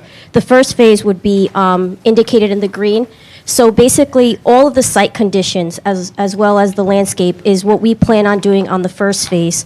In order to get the building actually in service would require us to do at minimum the entryways and the ramps at the front of the building, and also providing the deck access for the rear of the building. Now, to accommodate ADA requirements, we are saying that we are going to put 4 accessible parking spaces at the top of the building, and we're going to be putting 2 at the rear of the building. Because what we'll be doing is we're going to be taking up the existing, what was known as the storage area for the temporary worship room. With that being said, that whole process we're anticipating to be about a year to 2 years from the moment we get the approvals, we get the construction underway, and then we would be getting our temporary certificate of occupancy that would allow us to function this as a fully functional worship center. And then we can then move on to phase 2, which will then require the existing worship center from phase 1 to be reconverted to storage, and relocating the proposed worship center with the fully functioning 580 seats as we have proposed in our initial design. And that would then also require us to provide the entryway from the rear. Just take in mind that when we say entryways and ramps, we are not including the superstructure, which is what we've been showing in our renderings with the canopies and the metal cladding, et cetera. For that is a big ticket item, which will take place on phase number 3. So is there handicapped accessibility during the first phase then? Yes, that is correct, because in the first phase, when we're providing the entryways, we are also including the ramp system that will have fully access, as well as keeping and maintaining that existing ramp that exists from the site as well. It's going to get reconstructed, and it will also serve as a second means of egress from that public space. All right, thanks. Continue. Okay. So I know I said the first phase will probably take a year or 2. Let me just take my notes because we looked at that today. Bear with me. Then phase 2 would be, phase 1, permit issue. The construction phase will be plus or minus 1 year. Phase 1 should encompass 2 years. Phase 2 would take place around the 3rd year. They would receive the temporary certificate of occupancy, and then within that year, phase 3 will begin. So we're anticipating by the 4th year is when phase 3 will initially begin, plus or minus with all the building permits that need to get, if there's other things that are going to come and go. Again, the funding of money is a big issue with this, so we definitely want to be sensitive to that. And then we're anticipating that the final C of O, contingent on all those, would be between as early as 5 years to 6 years to complete the total process. That was what we looked at today, realistically thinking about the whole phasing and how they could financially do this, and constructability as well.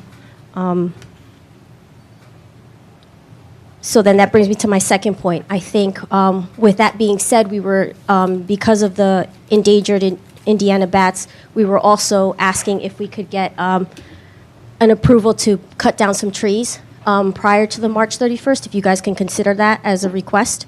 The falling of the trees is something very important to the project, so that doesn't stop us from construction early this fall or late winter. So if you can consider that, that would be much appreciated. All right. Eric?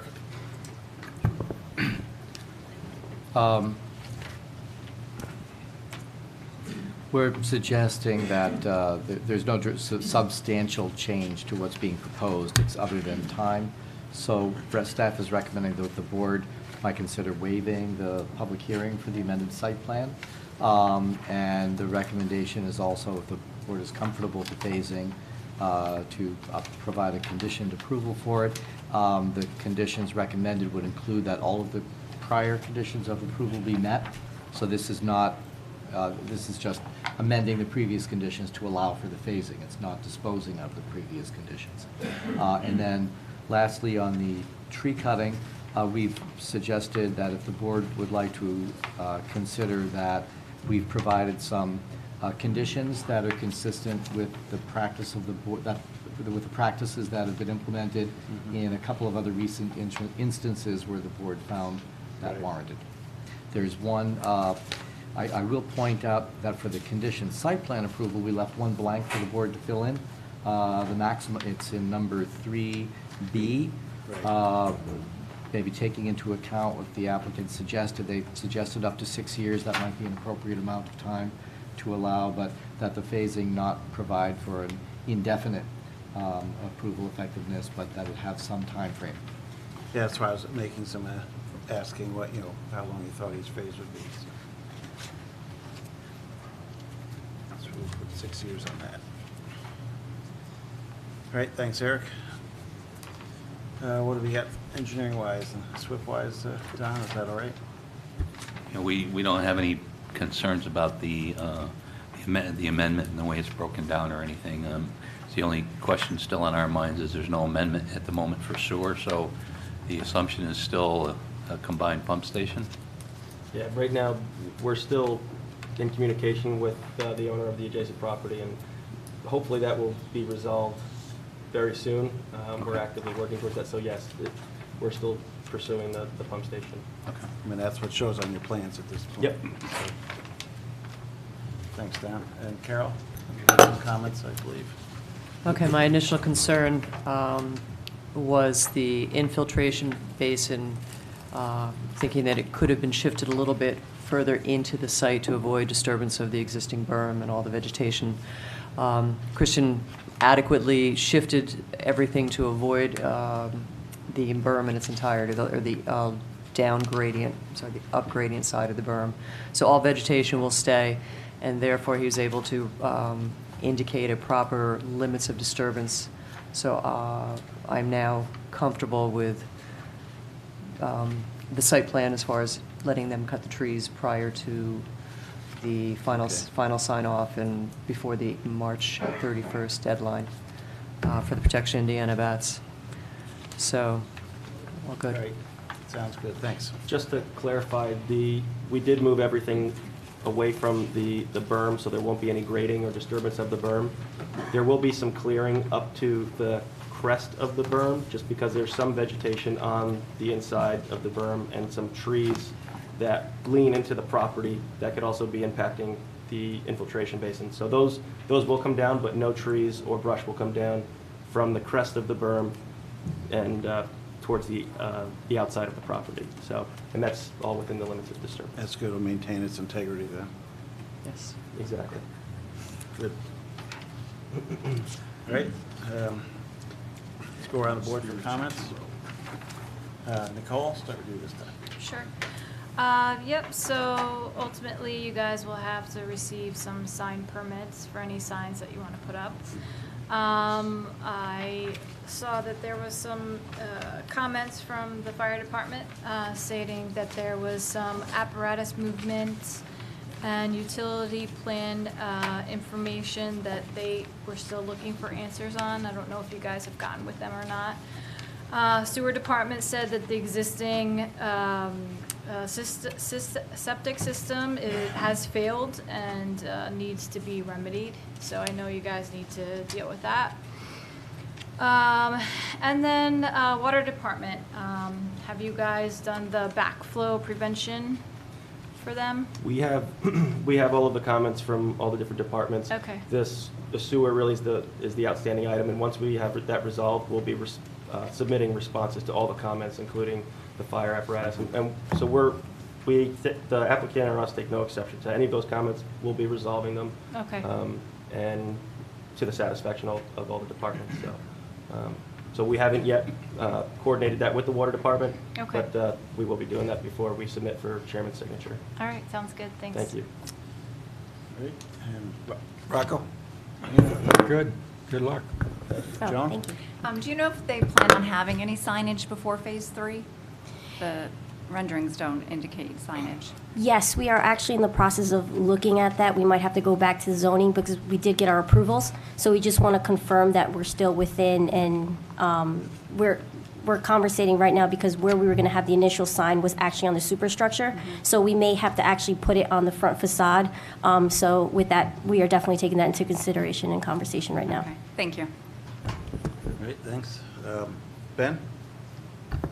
You said you'd like to take the trees down by March 31st, right? And then not do anything till the fall? It's going to just sit all summer?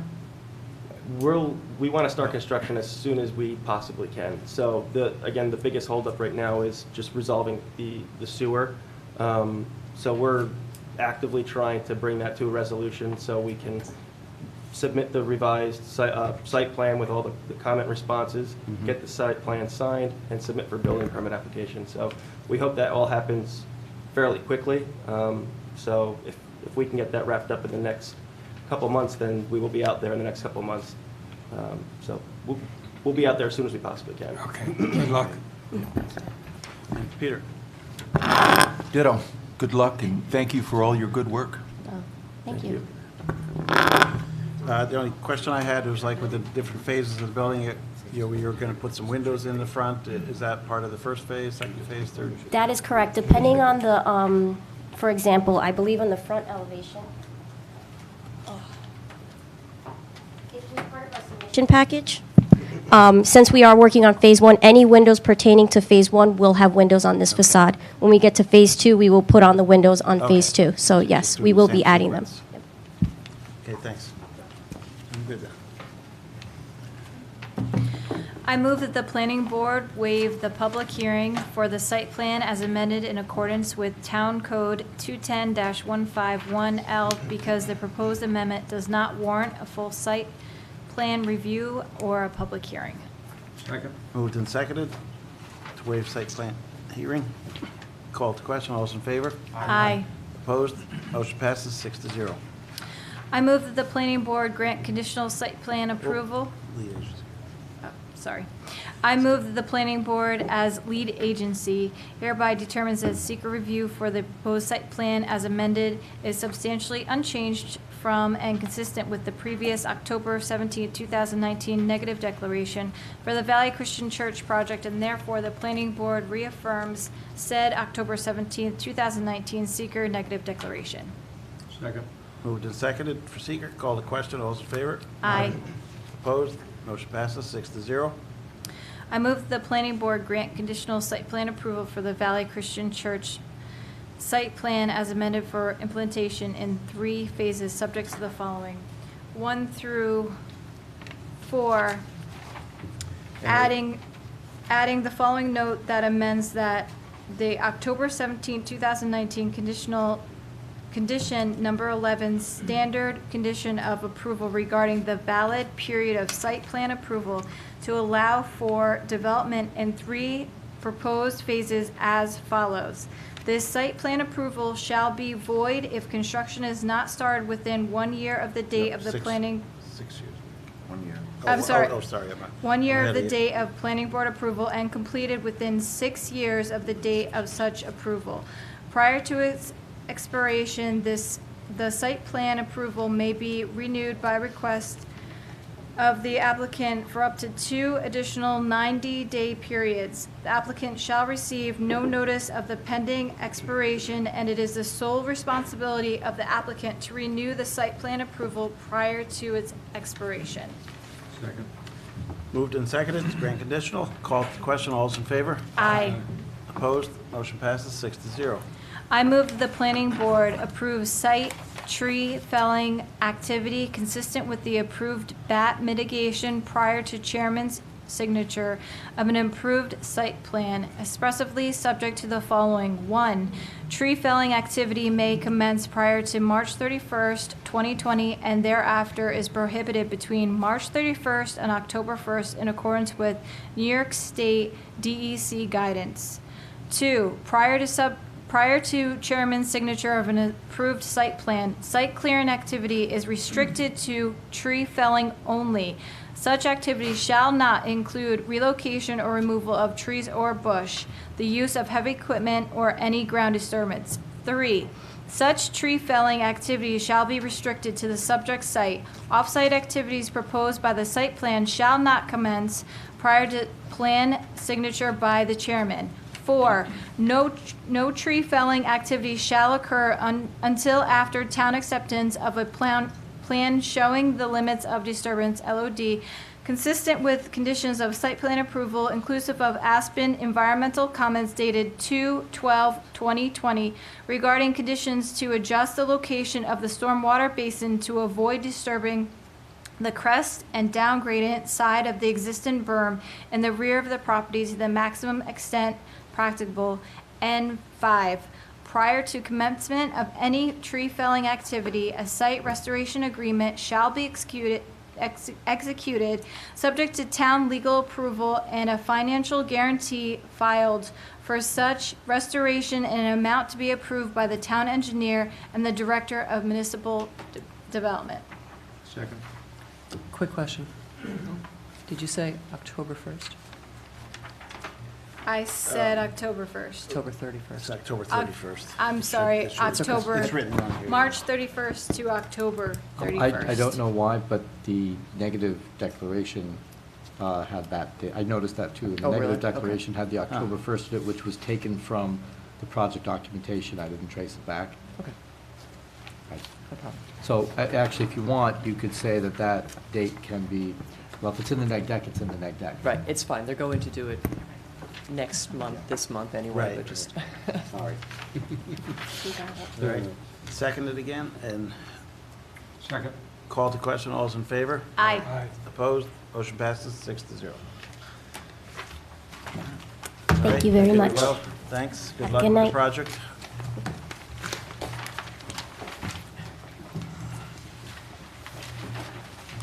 Next up is item equities, Bodie, at 23 Davis Avenue, seeker lead agency declaration of intent and preliminary subdivision, site plan and special use permit review. Zoned ATC, Arlington Town Center, it's an unlisted action.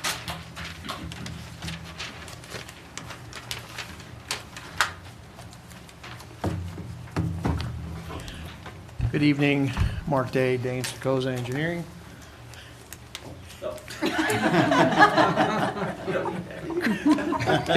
These guys are getting competitive. See how he is? That's because he left his board here once. The applicant is actually proposing to do a subdivision on this parcel, to create 2 separate parcels. We're here tonight to basically, we really can't do a whole lot, but we're here to, I guess, ask if the board could circulate for lead agency. Did you want an overview? No, I think we've seen this project a few times. So. Okay. All right. Thanks, Mark. Sure. Go to Eric. This is, the last discussion of the board was explicitly a discussion by the applicant's request. So this is the first receipt of a formal application by the planning board. Accordingly, we've crafted a recommendation to acknowledge the pre-application subdivision review based on the past discussion and current review of the submittal. And a declaration for seeker lead agency intent. You do have based on consultation with legal, you have a revised redlined lead agency intent resolution that you should have in front of you for a coordinated review.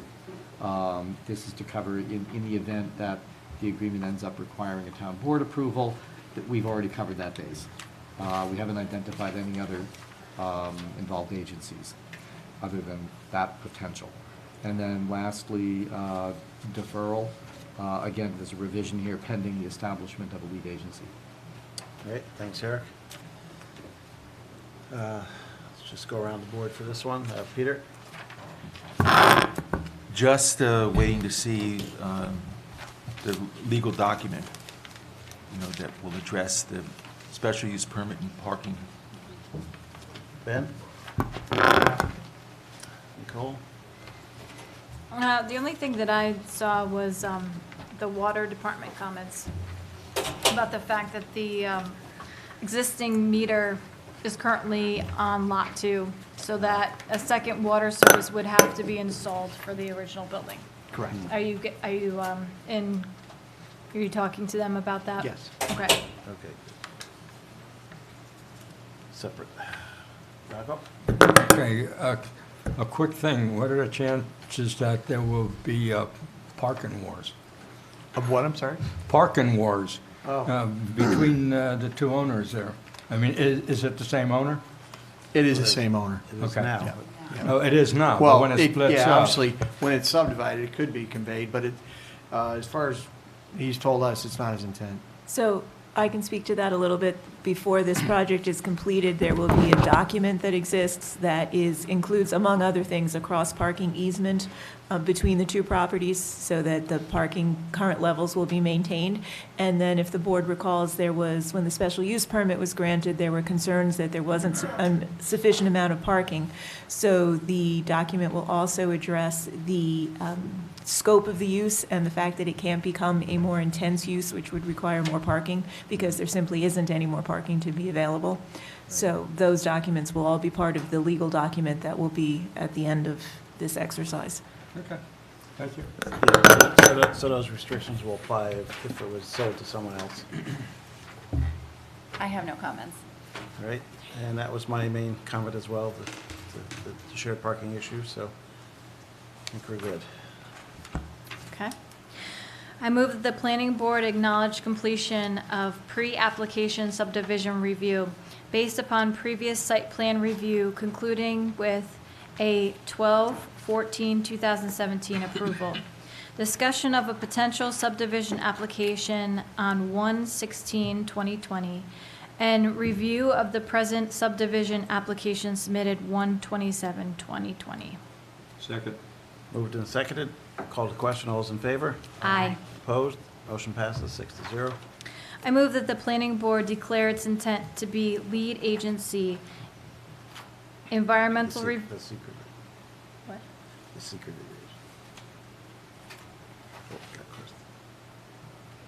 This is added. Yes, okay. I move that the planning board declare its intent to be the seeker lead agency to coordinate the environmental review of the proposed project as an unlisted action and authorize the planning department circulation of a notice of intent, a copy of the EAF, and a copy of the application to all involved and interested agencies. Second. Moved and seconded to circulate lead agency. Call to question. All those in favor? Aye. Opposed? Motion passes 6-0.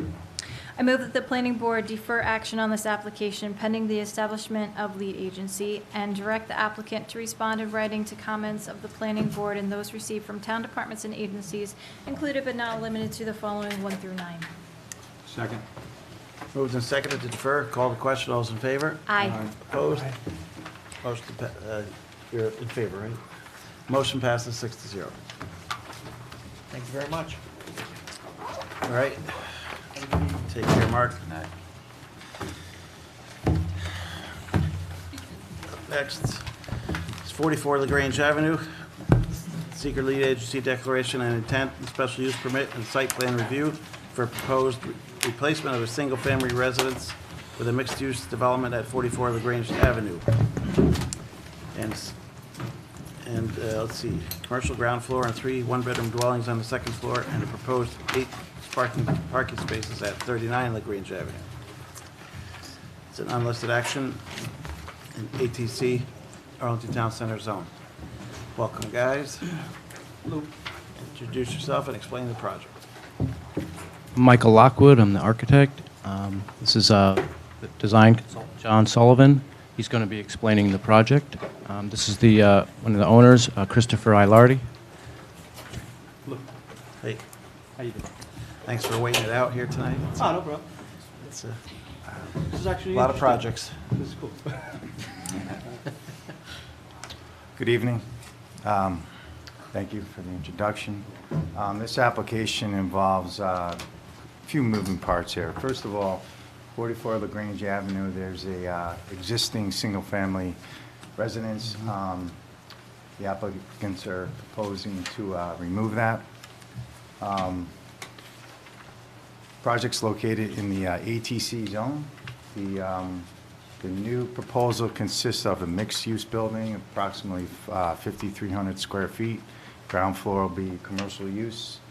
The applicants are leaning toward a restaurant-type use initially, sort of a small eatery, gastro-type pub.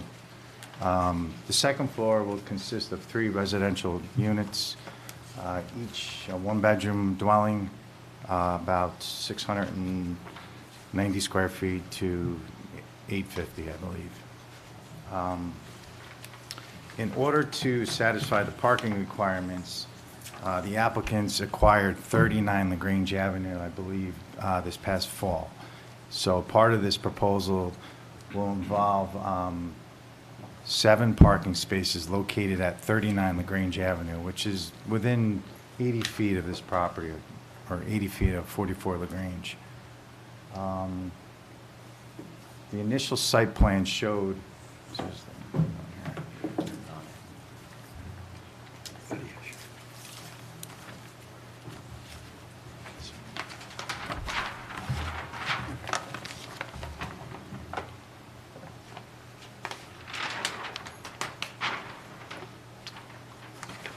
the initial site plan we submitted had 8 parking spaces, but after receiving some comments from the town, in fact, we're going to have to reduce it to 7. There's an existing garage. There's an existing garage at the rear of the property that, I can't tell. Yeah, it is. It's just not very, Okay. it's not a very good mic, so if you just. I've gotten yelled at for not speaking into the mic before. So. Just gotta hold it closer, because it's, Um, some so reason the volume's low tonight. There's an existing garage at the rear of 39 LaGrange, and at this point, it makes sense to probably leave that. And so that has 2 parking spaces in it. The initial proposal had 1 handicap spot with a 5-foot loading zone. That has to be increased to 8 foot. So with the addition of that, it gets really tight, plus there's some comments about snow storage, and so it makes sense to probably reduce it to 7. The applicants have their attorney working on a easement or a covenant for the shared parking. Part of this proposal involves an architectural review. I'm not going to get into too many specifics, but these are the elevations for 44 LaGrange. Oops. Just trying to keep a sort of a residential look to the building. It complements the neighborhood, and that's pretty much the gist of it. Sounds good. Look a little tired the way it is at the moment, so. What do you guys think? Looks good, right? Yep. Let's see. Let's go to, who's looking at this one? Eric? Sure. Just compliments to the applicant. They've worked very well with staff on addressing some issues that are kind of tricky for such a small lot in the ATC district, and making it work with the additional lot that they've purchased. That's definitely opened the door to some possibilities. We're recommending, there's a number of we have quite a few comments. We kind of went down the ATC guidelines, regulations for the district, and came up with information to be presented on the plan that will, I think, facilitate a lot more progress with the next submittal. I guess a couple of points to pay attention to is, one is it identifies a commercial use. I had the impression our discussions, these could be addressed in writing and not necessarily now, but commercial use can be food-related or retail or something else, and that will speak to other reviewers as well, not just planning, but engineering and water and sewer. Also, the parking, the zoning administrator raised question about how that's determined. You might think about, right now, the 7 spaces is probably enough to meet only the residential, and there may be questions about how you're going to meet the commercial demand in the next review. There is, the ATC district does provide for the board to consider some leeway on parking demand. Right now, the only standard that they have to go by is in the ATC district. If you want to elaborate a little bit on what you think the projected demand will be, in addition to the information requested by zoning administrator and staff, that might help the board with that evaluation the next time out. I think that's, the other items are pretty much informational. We're recommending, because some of the issues here may need to be considered by the zoning board, possibly concurrently with the planning board, we're recommending an uncoordinated seeker review. Okay. And so you have a resolution to do that in front of you, as opposed to the more typical coordinated review. That will allow the zoning board to consider, for example, the residential density issue that may come up, that may be critical to the application, and then deferral for comments. All right, thanks, Eric. Any engineering issues with this one, Don? See? Just a lot of small things that things should be easily resolvable. All right. Let's go on the board then for anything. Ben? Same owner for 39 and 44, Yes, sir. so there's not going to be any problem with parking on each other's place and who's in and who's out and things like that. Okay. Peter? More to follow.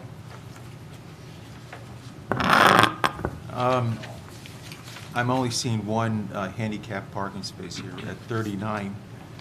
Normally, handicap parking spaces are required to be at or near the entrance, and I'm not so sure that you're going to be able to satisfy that requirement with the location of that handicap spot. So it's just something you want to take a look at before we see you again. The proposal for 44 LaGrange, covers a majority of the site. So I suppose handicap could be located nearby on the street. It would I've seen have to it be. before. It's on College View. I'm not sure if you can have a handicap space on the street. It doesn't, that's true, but it doesn't have the correct loading area, but I've seen areas designated for handicap. All right, well, I'll leave that up to you. You have to come up with a solution, and we'll look at it. I mean, we have to understand how that works in the rest of, it's the Arlington Town Center District where parking is kind of shared Yeah. on-street parking, but how does that When it comes to the work for handicap. other restaurants and things? The building department can provide some guidance on that. I had a discussion with Tim about exactly that topic. He indicated, for example, that the street handicap parking at College View Avenue, it's not provided in accordance with ADA accessibility standards. It's just a designated space, and there's nothing more required. And so a similar situation may apply here. So probably the bottom line is probably going to be with the building department. Okay, we'll figure it out. Yeah. All right. What percentage of the parking requirements for the commercial space could be alleviated or mitigated toward pedestrian and bicycle type of occupied, people coming based on pedestrian and bicycles? Would that reduce the required number of car parking? The only requirement for the ATC district is there's a residential requirement of 1.5 spaces per unit. And for the residential, I forgot the exact ratio, but the code gives the planning board discretion to adjust that based upon need.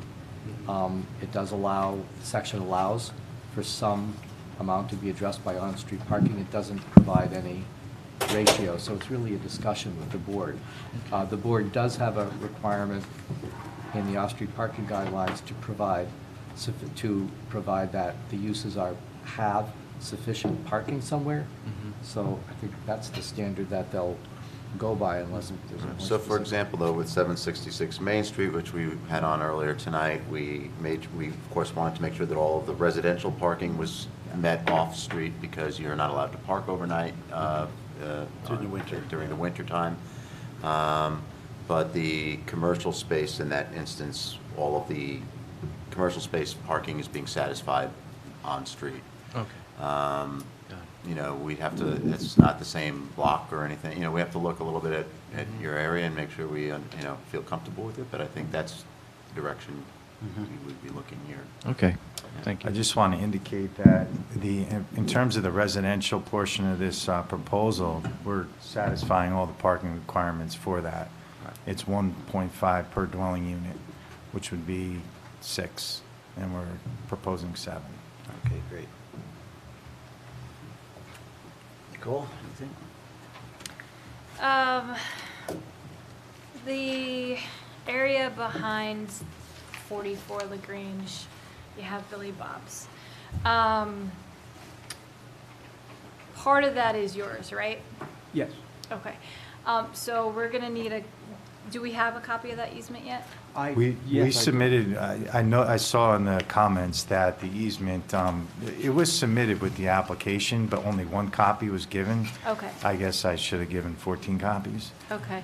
And so, like, how much of that is yours? Just like a small strip? Couple of feet? The whole, there's It looks to be about half. Parcel access, it looks to be about half. But It's kind of, okay, so on this plan, here's the existing site plan. This shaded area back here, need the microphone down there. Yep, thanks. This shaded area behind 44 LaGrange, this is the easement. It's sort of like an L shape. Is that big enough for a car? It is not. I mean, they park there now, but they're actually they're parking on the rear lot of 44. I'm just saying that would be, if it was big enough for a car, that would be a good place for your handicap parking. Because that would be close to your building. It would kind of alleviate the problem that the handicap spot is currently at the other location. I mean, it's really tight. Okay. I think, Take a look at the measurements. Yeah. It's not wide enough for a handicap spot or a loading area, but Okay. also, if we were to provide parking, it really reduces the size of the building and Okay. the scale of the project and the feasibility. All right. All right, thank you. Rocco? Okay, question. The size of your proposed retail area, how many square feet is that going to be? It's about 2,560 square feet. Okay, so that big. Yes, that's a pretty big area. Okay, I've got I was down that street around 3:15, 3:30, just before I got here.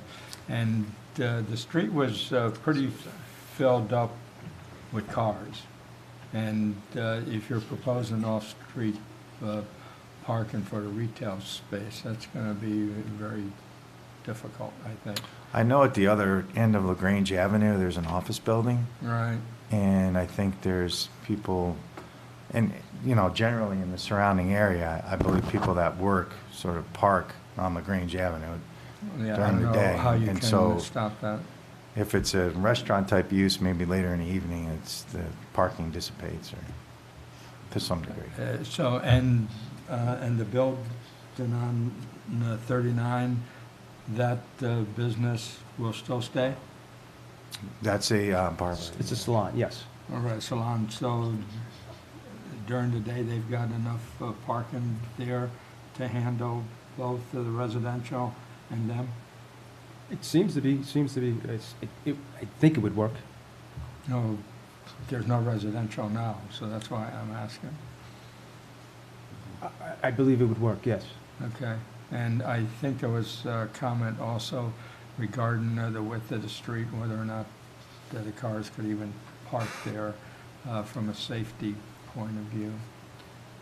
On I'm both not sides sure of street. the Right now- alternate side on LaGrange Avenue, I'm not. Right now, there were cars parked on Both sides. both the sides. I pulled into 39, and I didn't have an easy time trying to back out of there to go back east toward whatever the road was there. On Fairmount? To go back on Fairmount? Right. Just making some comments. Oh, You don't I hear- have I hear. to answer now, but that's With some this of my proposal, concern. the idea is that people that park in the rear of 39 LaGrange Avenue can turn around back there and pull, and drive out forward. Joe? Yeah. The business at 39, you said it's a salon? Yes. And it's a tenant of yours, I presume? Yes. Does your lease with that tenant guarantee any parking in the back for them? Just the owner. Okay. So, that's something to keep in mind when you're trying to get your parking tally Right. for the residential. But the owner kind of parks on the street and kind of allows, if he has like an appointment for, someone, salon or someone to get their hair, he usually has them park in the spot and. Or on the street. Or on the street. Okay. Sounds like they make it work. And if they have one extra space versus the code, then residents will be able to park there But even when the owner's parked. Yeah, do their clients use the parking space in the back? Not really. It's usually, everybody parks on the street. They do? It's, That's part you know of what it the is? concern. I think it's more because it's just convenient. Yeah. Park, go Right, on the just pull sidewalk, up. go right in. Okay. Unless there's. And unless just it's- to unless let you it's guys full, know, there's a graveyard. Further down. Further Yes. down Yep. LaGrange. Right. And I really mean, there's a lot of parking over there. And I just think people just forget that's there, and I don't know, but I mean, there's a lot of parking. You can go anytime during the day and night. So you want to keep that in mind as well. There is parking further down. You live in the neighborhood too, right, Chris? I live right up, I live on, I don't. I live close to there, but I'm always there. I'm like staking out the area, making sure. But it's a hopping area, and I'm excited about it. So, That end of College View, after the stop sign, that's reserved for Vassar? All that parking there, we're, No, it's public parking. yeah, it's all, yeah. it's that's all yeah. public parking there? Yeah, everybody, yeah, it's public. Oh, okay. I didn't know if it was just Yeah, that's Vassar pretty or... much where, like, a lot of people park for, like, the salon there, Billy Bob's. Yep. Maybe Yeah, one day that like end. Fresh. No, but it's you know what it is? It's a busy area, Oh, and yeah. I know, but we'll just see how we can make it work. It's good for business, though. Yeah. It should get people walking over from the college. there as Well, yeah, so. that's pretty much what we're aiming at. Yeah. All right, let's see. Everybody weighed in here? I guess my 2 cents is, looks like you're gonna have to take that mature tree down behind the 39. We are, and that's something I'll have to change in the application. We're taking down all the Mr. trees. Holman, I know Taking them all there's a down. question on there about tree removal. There's a large tree in the back Yeah. that Yeah, if needs to there's- come no, down. that's too It's bad. not very healthy. It's it? leaning the wrong Okay. way. I wasn't Yeah, sure it's- what the status of it was since it's winter, you can't tell, but. I do have a Looks like question on one of no the matter comments from the Arlington Fire Department. Because the Fairmont side is the sort of longer dimension, they recommended that the numbering of the site change potentially from 44 LaGrange to a Fairmont address. And kind of, that's one of the comments in their memo. I guess I'd follow up and talk with them, because. I will, but I'm I also was under not the- quite sure how we go about that, if the planning board is, or highway. Talk with the fire department. And then, my understanding was that street address thing, I thought was handled by the county emergency Yes. response, but. Right. Right, yeah, Dutchess County. It's nothing we'd be opposed to, but. Okay. I'd also just suggest that there's a lot of information to go onto the plans, so there's less than the required 30 days for lead agency between now and March. It's only 3 or 4 days to the submittal deadline, so I just suggest that get the information together. We're happy to meet with you to try and queue up that information to facilitate the next time through, because there's a lot of more Yes, information here to I'm go aware, on I to see the it. plans. We'd be happy to sit down with you and go through it. Okay, thank you. Since you're hoping to draw pedestrians and bikers, maybe you want to put a little small bike rack if you got a spot. It's not big enough for cars. Somebody could lock the bike up. Sure, yeah, absolutely, absolutely. And then if it's going to be a restaurant, you got to look at grease trap, I guess, somehow with that. Yes. Yep. The last question I had, I guess, is more for legal. Lisa, I mean, right now, we're making the parking work because you own both properties, so what happens, a few years down the road, you decide to sell one of them, can they be sold individually, or is the parking go with it? I'm going to say no. I'm going to say comes as one. Comes as one set? Yeah.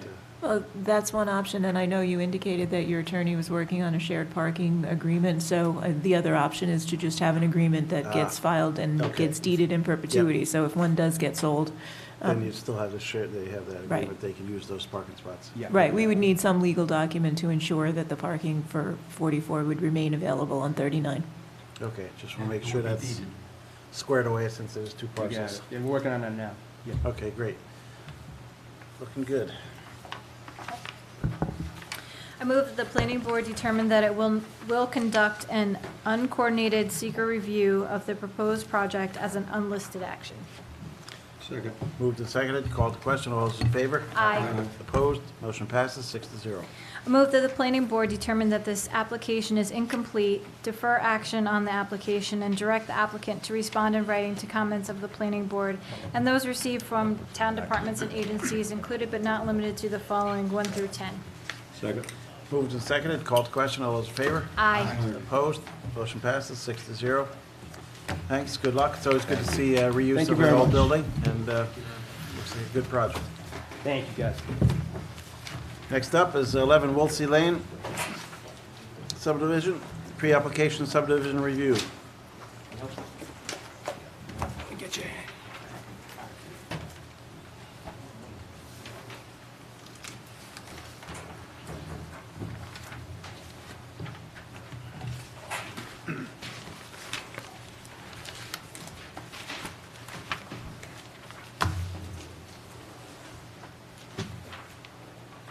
Welcome. Hi, I'm Michelle Zerfus with Berger Engineering, Right. and what's proposed is a simple two-lot, single-family, non-realty subdivision. It's served by municipal sewer and water. It's a subdivision of a lot that was originally approved in 2005, so it's a fairly recent subdivision, and it's, in order to, you can improve both lots with less than 1 acre of disturbance. So there's not really a whole lot to it other than drawing a line on the paper. So you just want to divide it into two lots. Yes. And I assume they're both going to meet the standards then? They both meet all regulations, or all standards, so there's no variances required. Okay, great. Eric? Anything further? This is, the applicant requested a discussion with the board on this according to the requirements for a pre-application review. So it's a conceptual proposal. They've indicated that they're intending to seek a building permit to construct a house on the lot in the very near future. So they wanted to get the feedback from the board so so that they can, unfortunately, the code says they can't have an application being processed by the board At and the also same get a permit time. at the same time. So it's a So they discussion, want to get going with the pre-application, yep. construction and then come back for an application, but they want to queue it up. Sounds good. So they wanted to get the discussion done now, and then they would follow up. All right. I guess it's kind of a discussion, so let's just have anybody chime in if they have any comments on this. I have a question for the town engineer. You know, they have the hydrologic soil group CD, which are 8 to 50% slopes. Group C, soils having a low infiltration rate when thoroughly wet. Group D, soils having a very slow infiltration rate. Now, these are less than an acre, there's no SWIP required, but is there anything here that we should be concerned about because of the soil types and the slope? Yeah, I was gonna ask that. Well, if I understand correctly, they're proposing rain gardens, is that correct? They're not required, and so we were actually going to probably eliminate them. Oh, you are? Because since we don't have to do a SWIP, and we don't have to do calculations. Okay. But that's, I mean, Since they're not going to infiltrate, probably not. The only concern that we had was over the, the only concern about that in specific was over the driveways, you know, heading down onto the road and whether there'd be icing and that type of thing. So we wanted them to take a look at that. We wanted to see driveway profiles. From that perspective, that's it. I mean, you have poor soil, steep slope, a lot, you're increasing, not increasing, you're adding impervious surface in between the house and the driveway. If you can come up with some idea of how to mitigate, I mean, that's 3 strikes. You were planning a rain garden, but now you decided for some reason to eliminate it? and we were thinking rain gardens, but it looks like it's gonna have to be developed to the full standards. Uh-huh. So there's no reason to do that, to spend that extra expense for calculations and under drains and all of that. Okay. Well, we have an engineer. If he determines that this is not an issue, we'll rely on his judgment. Right, well, I mean, we are going to look at the driveway. Okay. All right. There's on your environmental assessment form, the short form, you have checked off here, Blanding's Turtle. Is that just an EAF mapper, Blanding's Turtle, or has there actually been a sighting on it? That's an EAF. Okay. That's the nearest possible habitat for Okay. Blanding's turtles is on the other side of Route 44, which is 800 feet away. And down, downhill from there too, so. Also on the short form, is the project site or any portion of it located in or adjacent to a New York State Historic Preservation Office Archaeological Site Inventory? Also, is that an EAF mapper Correct. designation? It's at the archaeology sensitive circle. Okay, all right, great, thank you. Peter, I know you asked about the sewer district, and this was part of the original, I don't remember what it was called at the time, but it turned out to be the Toll Brothers subdivision, and it is in the sewer district. Yeah, yeah, thank you. And just for your information, I've met with Franco Zany, the sewer superintendent. Yep. And he was okay. He had a couple little minor changes that'll be on the next plans, but he didn't have any problem with the connection. Great, thank you. And neither does the water superintendent. We were wondering about legally if they're allowed to put, drive through one lot to get to the other one, which is what's shown here at the moment. So, I mean, anything's possible with the right legal documents. Kind of like engineering, I won't say it can't be done. there you go.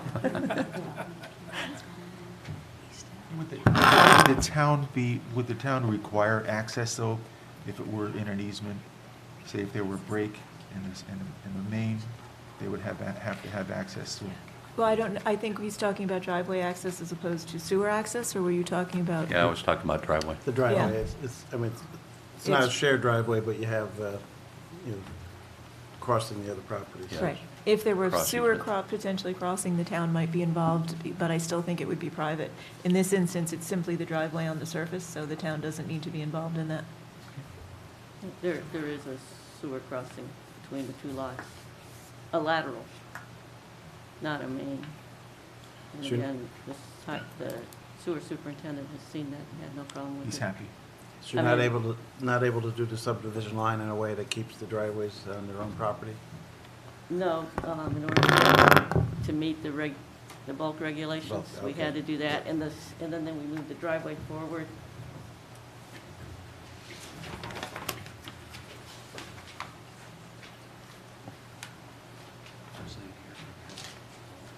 the driveway comes up here because it's steep. Yes, I know, So it's it was topography better there. to get an easement there. And then there's on the original file map, there was a section that said trees had to be preserved. So we're. You can't touch this. Can't go up into here. Got it. But we'll have an easement on the subdivision. Plat will have the easement shown, and then we'll have all the language that That'll have, covers it. that language will have to go with that house too, that they can't clear it and build a pool or something. Yes, yeah, I mean, we'll say refer to the file map that was done in 2005, that had that on one of the plans. We're not sure just where it came from, other than it was on one of the plans that said it couldn't be clear. Was it just a note on the Wiltsey Estates plat, was or was in- there it was on actually a the- filed covenant? It was, we couldn't find the file covenant, but it's on the erosion sediment control plan that says preserve these trees. And we don't know what the history was through the planning board, so at this point, we're just trying to, propose to work around the trees. I mean, this is a subdivision, so the plot plans will go through the building department.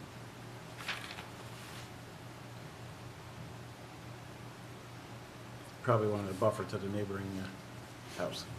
Probably since that's Wilsey Right, on the neighboring property. Exactly. All right. Anybody else have any comments? Just a random thought. The original filed map, it doesn't have any minimum lot size on it, right? Like, because they're big lots, so I was just wondering. No, there wasn't. All right. It looks like it was just divided up among the Wiltsey family members, and then one of them sold off to this. Did you talk to the fire department about the driveways and? The driveways, it's And 12 the- feet wide, and the access for emergency vehicles and everything? yes, and when the plans come back, they'll have all the notes that they wanted. Okay. And I didn't have on there that it was 12 feet wide, but the driveway's 12 feet wide. And Okay. The paved and heavy, with the rock, gravel underneath. It is a pretty hilly there. Do you anticipate any blasting needed? I don't think he's planning, I haven't heard yet whether he's going to have rock when he does the basement for the upper house. Okay, so that's a concern for the neighbors then. You gotta Right, there will be go through that, the and then whole if there is plan. blasting, they'll get the blasting permit with all of the insurance and all the stuff. all that the goes with insurance it. and all of the hours and the professional. Yep. All right. Anybody else have any comments? Go ahead, Dan. We're not, There's no action taken, tonight, it's a sorry. discussion. Yep, so on the service looks. Actually, there's no action, but on the waivers, so that before I do other plans, Oh, right. That's right. The pre-application review, it does recommend that the board address, at least discuss, the requested waivers, and in number 7, basically, that's addressed. They had requested, I think, 4 waivers, and we've suggested that they might be okay, subject to circumstances that aren't yet known. So it's going to be a waiver subject to revocation? Is that what you're saying? Well, in each case, it's a little bit different. For example, aerial contours and slope analysis, they're giving us a grading plan. It's a requirement that dates back to the old code when aerials were typically part of the application. I don't think we need that with a grading plan. But if something ends up related to that, which is needed by the engineer for the slope analysis for the driveway that they've requested, then maybe there's something they do need. And they're showing a grading plan anyway, so that's that case. Natural features, it's a previously approved subdivision, they've shown a lot in the plan. I think what they've shown is enough, except for what might be required by seeker review, which hasn't begun yet. So that's the kind of, I've just put some exceptions in there to protect the board if in the course of future review they need some information. They're not barred because they've granted a waiver. Okay, so it's not an absolute waiver, Right. it's sort of conditional. Okay, thank you. And the same thing, let's see, so there's time of filing. What is the waiver from monuments? it's the survey monuments. Yep. there's already a couple of existing ones.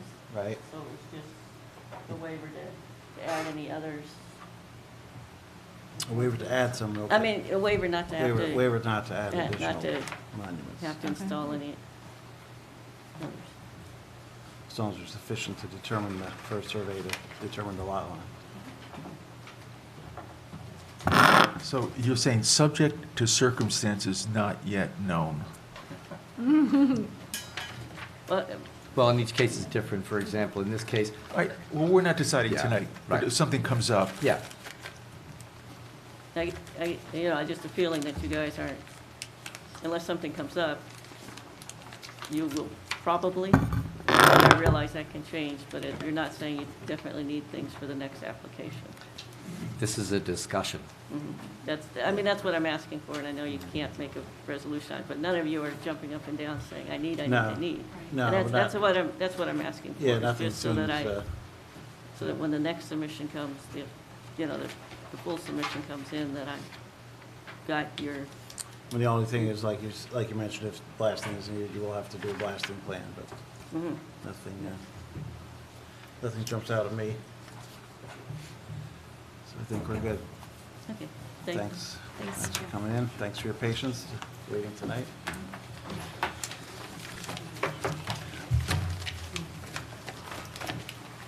East Dale's off the. East Dale's off. Okay. Oh, Michelle, just, the board had asked about the easement. I think I found the easement was submitted, but it's only a description, and that's all it is. Oh, I don't have it. We only gave you part of the pages. Oh, okay. 20 pages. Oh. That's what you just changed. Oh, So, thank you. any other information? Right, the next up is Forson's Apartments architectural review for 2 previously approved buildings in the Forson's Apartments application. On Chief Road, Zone BH Business Highway, Forson's Realty Group owner, it's an unlisted action. Pen is in there. Rolled in. Pen? Oh, it's in the board? So something rolled in there. Oh, okay. There it is. It's, yeah, clip or something, yeah.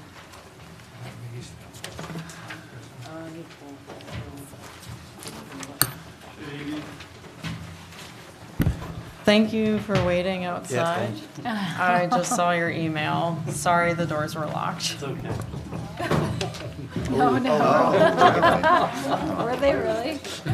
Yeah, everybody's standing outside the whole entire time, and then the last group leaves, and I went to go get my stuff, and the door was locked. Oh, gosh, how did that happen? Usually it unlocks for the. We had a problem actually today. The door was locked at What? 4 o'clock too. I went out to my car and came back in and couldn't get back in. So luckily somebody was leaving at the same time and he fixed it We've to gotta get the figure door that out. open, but. We gotta figure that out. Yeah. I mean, it automatically unlocks for the planning board meeting starting at 4:05, but. Right. Yeah, but we had to be there. Right, but he thought he had unlocked it and it hadn't been done. It was, luckily I caught accidentally whoever it was, but anyway. Well, now that you. Get a wrap and some candy. All right, architecture review, anything to say, Chris? Well, I'm hopeful that Wendy in your office talked to you a little bit about the southern elevation. We had a chat this morning, but otherwise I'll let you present and the board will provide their comments. Sounds good. As you can see, this is the new, Bill, if you wouldn't mind using that Yeah. one, it's a little bit better. Or the other handheld if you're gonna walk over there. okay, the architectural elevations that we provided now have been updated, and these are the elevations that the owner and applicant is looking to move forward with. As you can see, it's got vinyl siding with board and batten. That's all vinyl. It's white. And it has the gables on the front with the accents. And I know there was a question regarding the one elevation, excuse me, which would be building 2. I just had a question, is some is horizontal and some's vertical. Is it all the exact same color, or do you have two shades there that make it? Same color, white. What they did was they bumped out the building to just give it some three-dimensional. Okay, so it comes out a foot or so. Right, and then they broke it up with the board and batten, and then the horizontal vinyl siding. Do you think that you would possibly change the color or do a couple of different colors? It just looks very institutional, thank you. That's a great word. I can look at, I can go back and certainly look at that. Okay. But again, using the windows with the black trim. Yeah, no, that looks good. It accents it. It's just that the whole thing is white. Okay. Like, if you had a different hue for a different shade for the vertical versus the horizontal pieces or something. What's everybody think? These you have marked on these plans, you have front elevation, right elevation. Is it east, west, north, or south? For instance, building number 1, you have front elevation, but there's no indication of... That would be north. Okay, that would be, the front elevation on building 1 would actually be south. Oh, that's and south. it's facing the internal, That's both the buildings internal. are facing the internal parking lot. So, All right, so So building 2 would be north elevation? Right. building 2, the front of it would be a north elevation, correct? Now, the right elevation in building 1, is that an east or west? Are those are east and west? The right elevation would be east.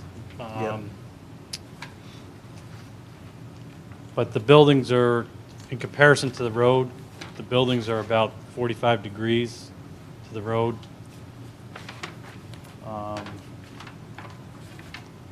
So you would see the right elevation in the higher portion of the back of building number 1 if you were coming south on Sheep Road. It would be easier if we had a drawing, to really, I remember the application. So these buildings they're at 45-degree angles to Sheaf Road. Yeah, they're on an angle to Sheep Road. It may be 30 degrees. It's not quite 45. Yeah, I would But say Chief- maybe 30 Chief degrees. curves there a little bit too, so it's Right. hard to. Okay, so the east and west elevations. So on building number 1, the east elevation, which would be towards the front of the road, would be the right elevation. Okay, so would that be more or less facing Sheaf Road? This would be facing towards Sheep Road. Okay. Must be something that you can do rather than just have a blank space facing the street. And we had an application here over by, was it Dutchess Community College, and they came up with a great idea for, instead of having just a blank wall facing the street, I think they either put in a window, they did something. But that's not something I think people generally would want to pass every day. And generally, we're supposed to have no windowless facades facing the street, so. Okay. So you got to do something to dress that up. I mean, it may be useful to have a window anyway for the apartment there in the end. The premium for extra windows or something.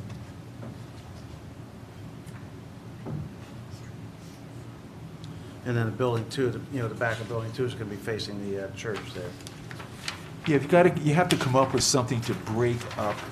I mean, that building is 182 feet long. It has to be something that you can do, either with a color, change in color, or a design feature to break up that building, because your neighbors are going to be staring at that, every day. You could even just add one color. You could still do the white if you wanted to, and just add like a light blue or something like that, and just. It's a monolith, and Yeah. I mean, you have the peaks there that kind of break it up a little bit, but it's very regimented. Very institutional. Even, if you could even add a couple of dormers in there to break up the roof line, something to mitigate the length of that building. And as a, Well, that's why there's this. that side is fine. The 3 bump outs in the Yeah, front. It's the rear side. It's the rear that Rear, we're okay. struggling with, and the ends. Okay. Same, yeah.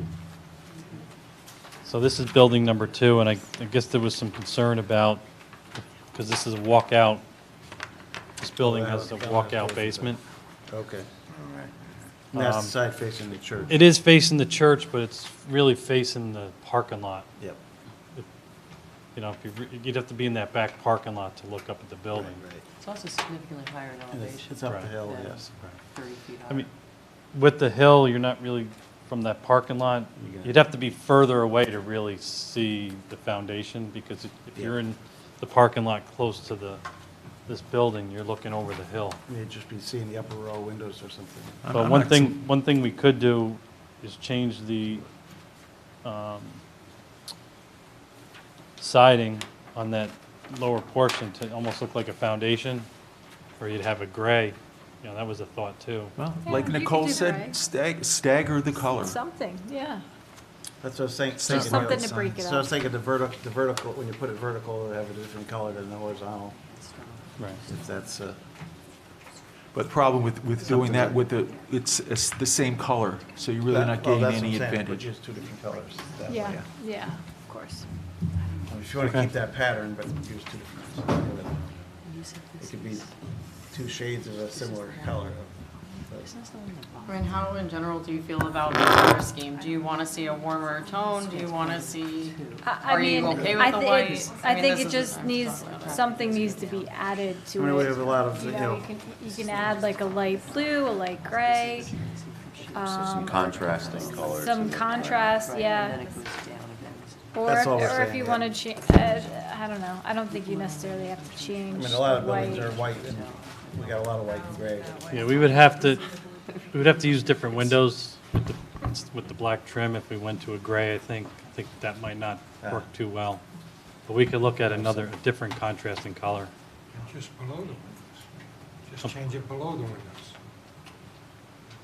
You would need to break up that building, Ernie, Right. with more than just below the windows to have an impact. Right. My understanding is where each of the gables are in the front, for example, and we have the board and batten, and you're looking for a different color as you're working down the building. I Yeah, don't have that's- any objection, we've done this before, to help you move forward, to come up with an idea, come and discuss it with the planning staff. I have confidence in them to come up with something that's We can even reasonable. circle stuff to you guys to take a look at and just get some Yeah. informal So you don't- feedback. so you don't have to come back to the- Don't want to slow you down. Sure, and we appreciate that. Thank you. Just help us out. So we can do a, recommendation with staff. Person has good design skills. You good with that, Eric? Oh, Kristen. This is Kristen. Eric's good with it. Good, we're good. I move we accept architecture with the amendments that we said, and to modify colors and windows, and possibly a window on the end, and to review with staff. Second. Moved and seconded, called to question, all those in favor? Aye. Opposed? Motion passes 6-0. Actually, one other question, so I can then just bring the samples in when we finalize on the color? Yeah, that would be Yeah, great. We would need them now. And don't forget the windows on the ends of the building. Yes, yep. All right, thank you. Great, thanks for hanging in there. Sorry about the lockout. That's okay. Any other business before the board tonight? Any other motions? I move that we terminate this meeting. Second. Moved and seconded, called to question, all those in favor? Aye. Opposed? Seeing none, motion passes 6-0.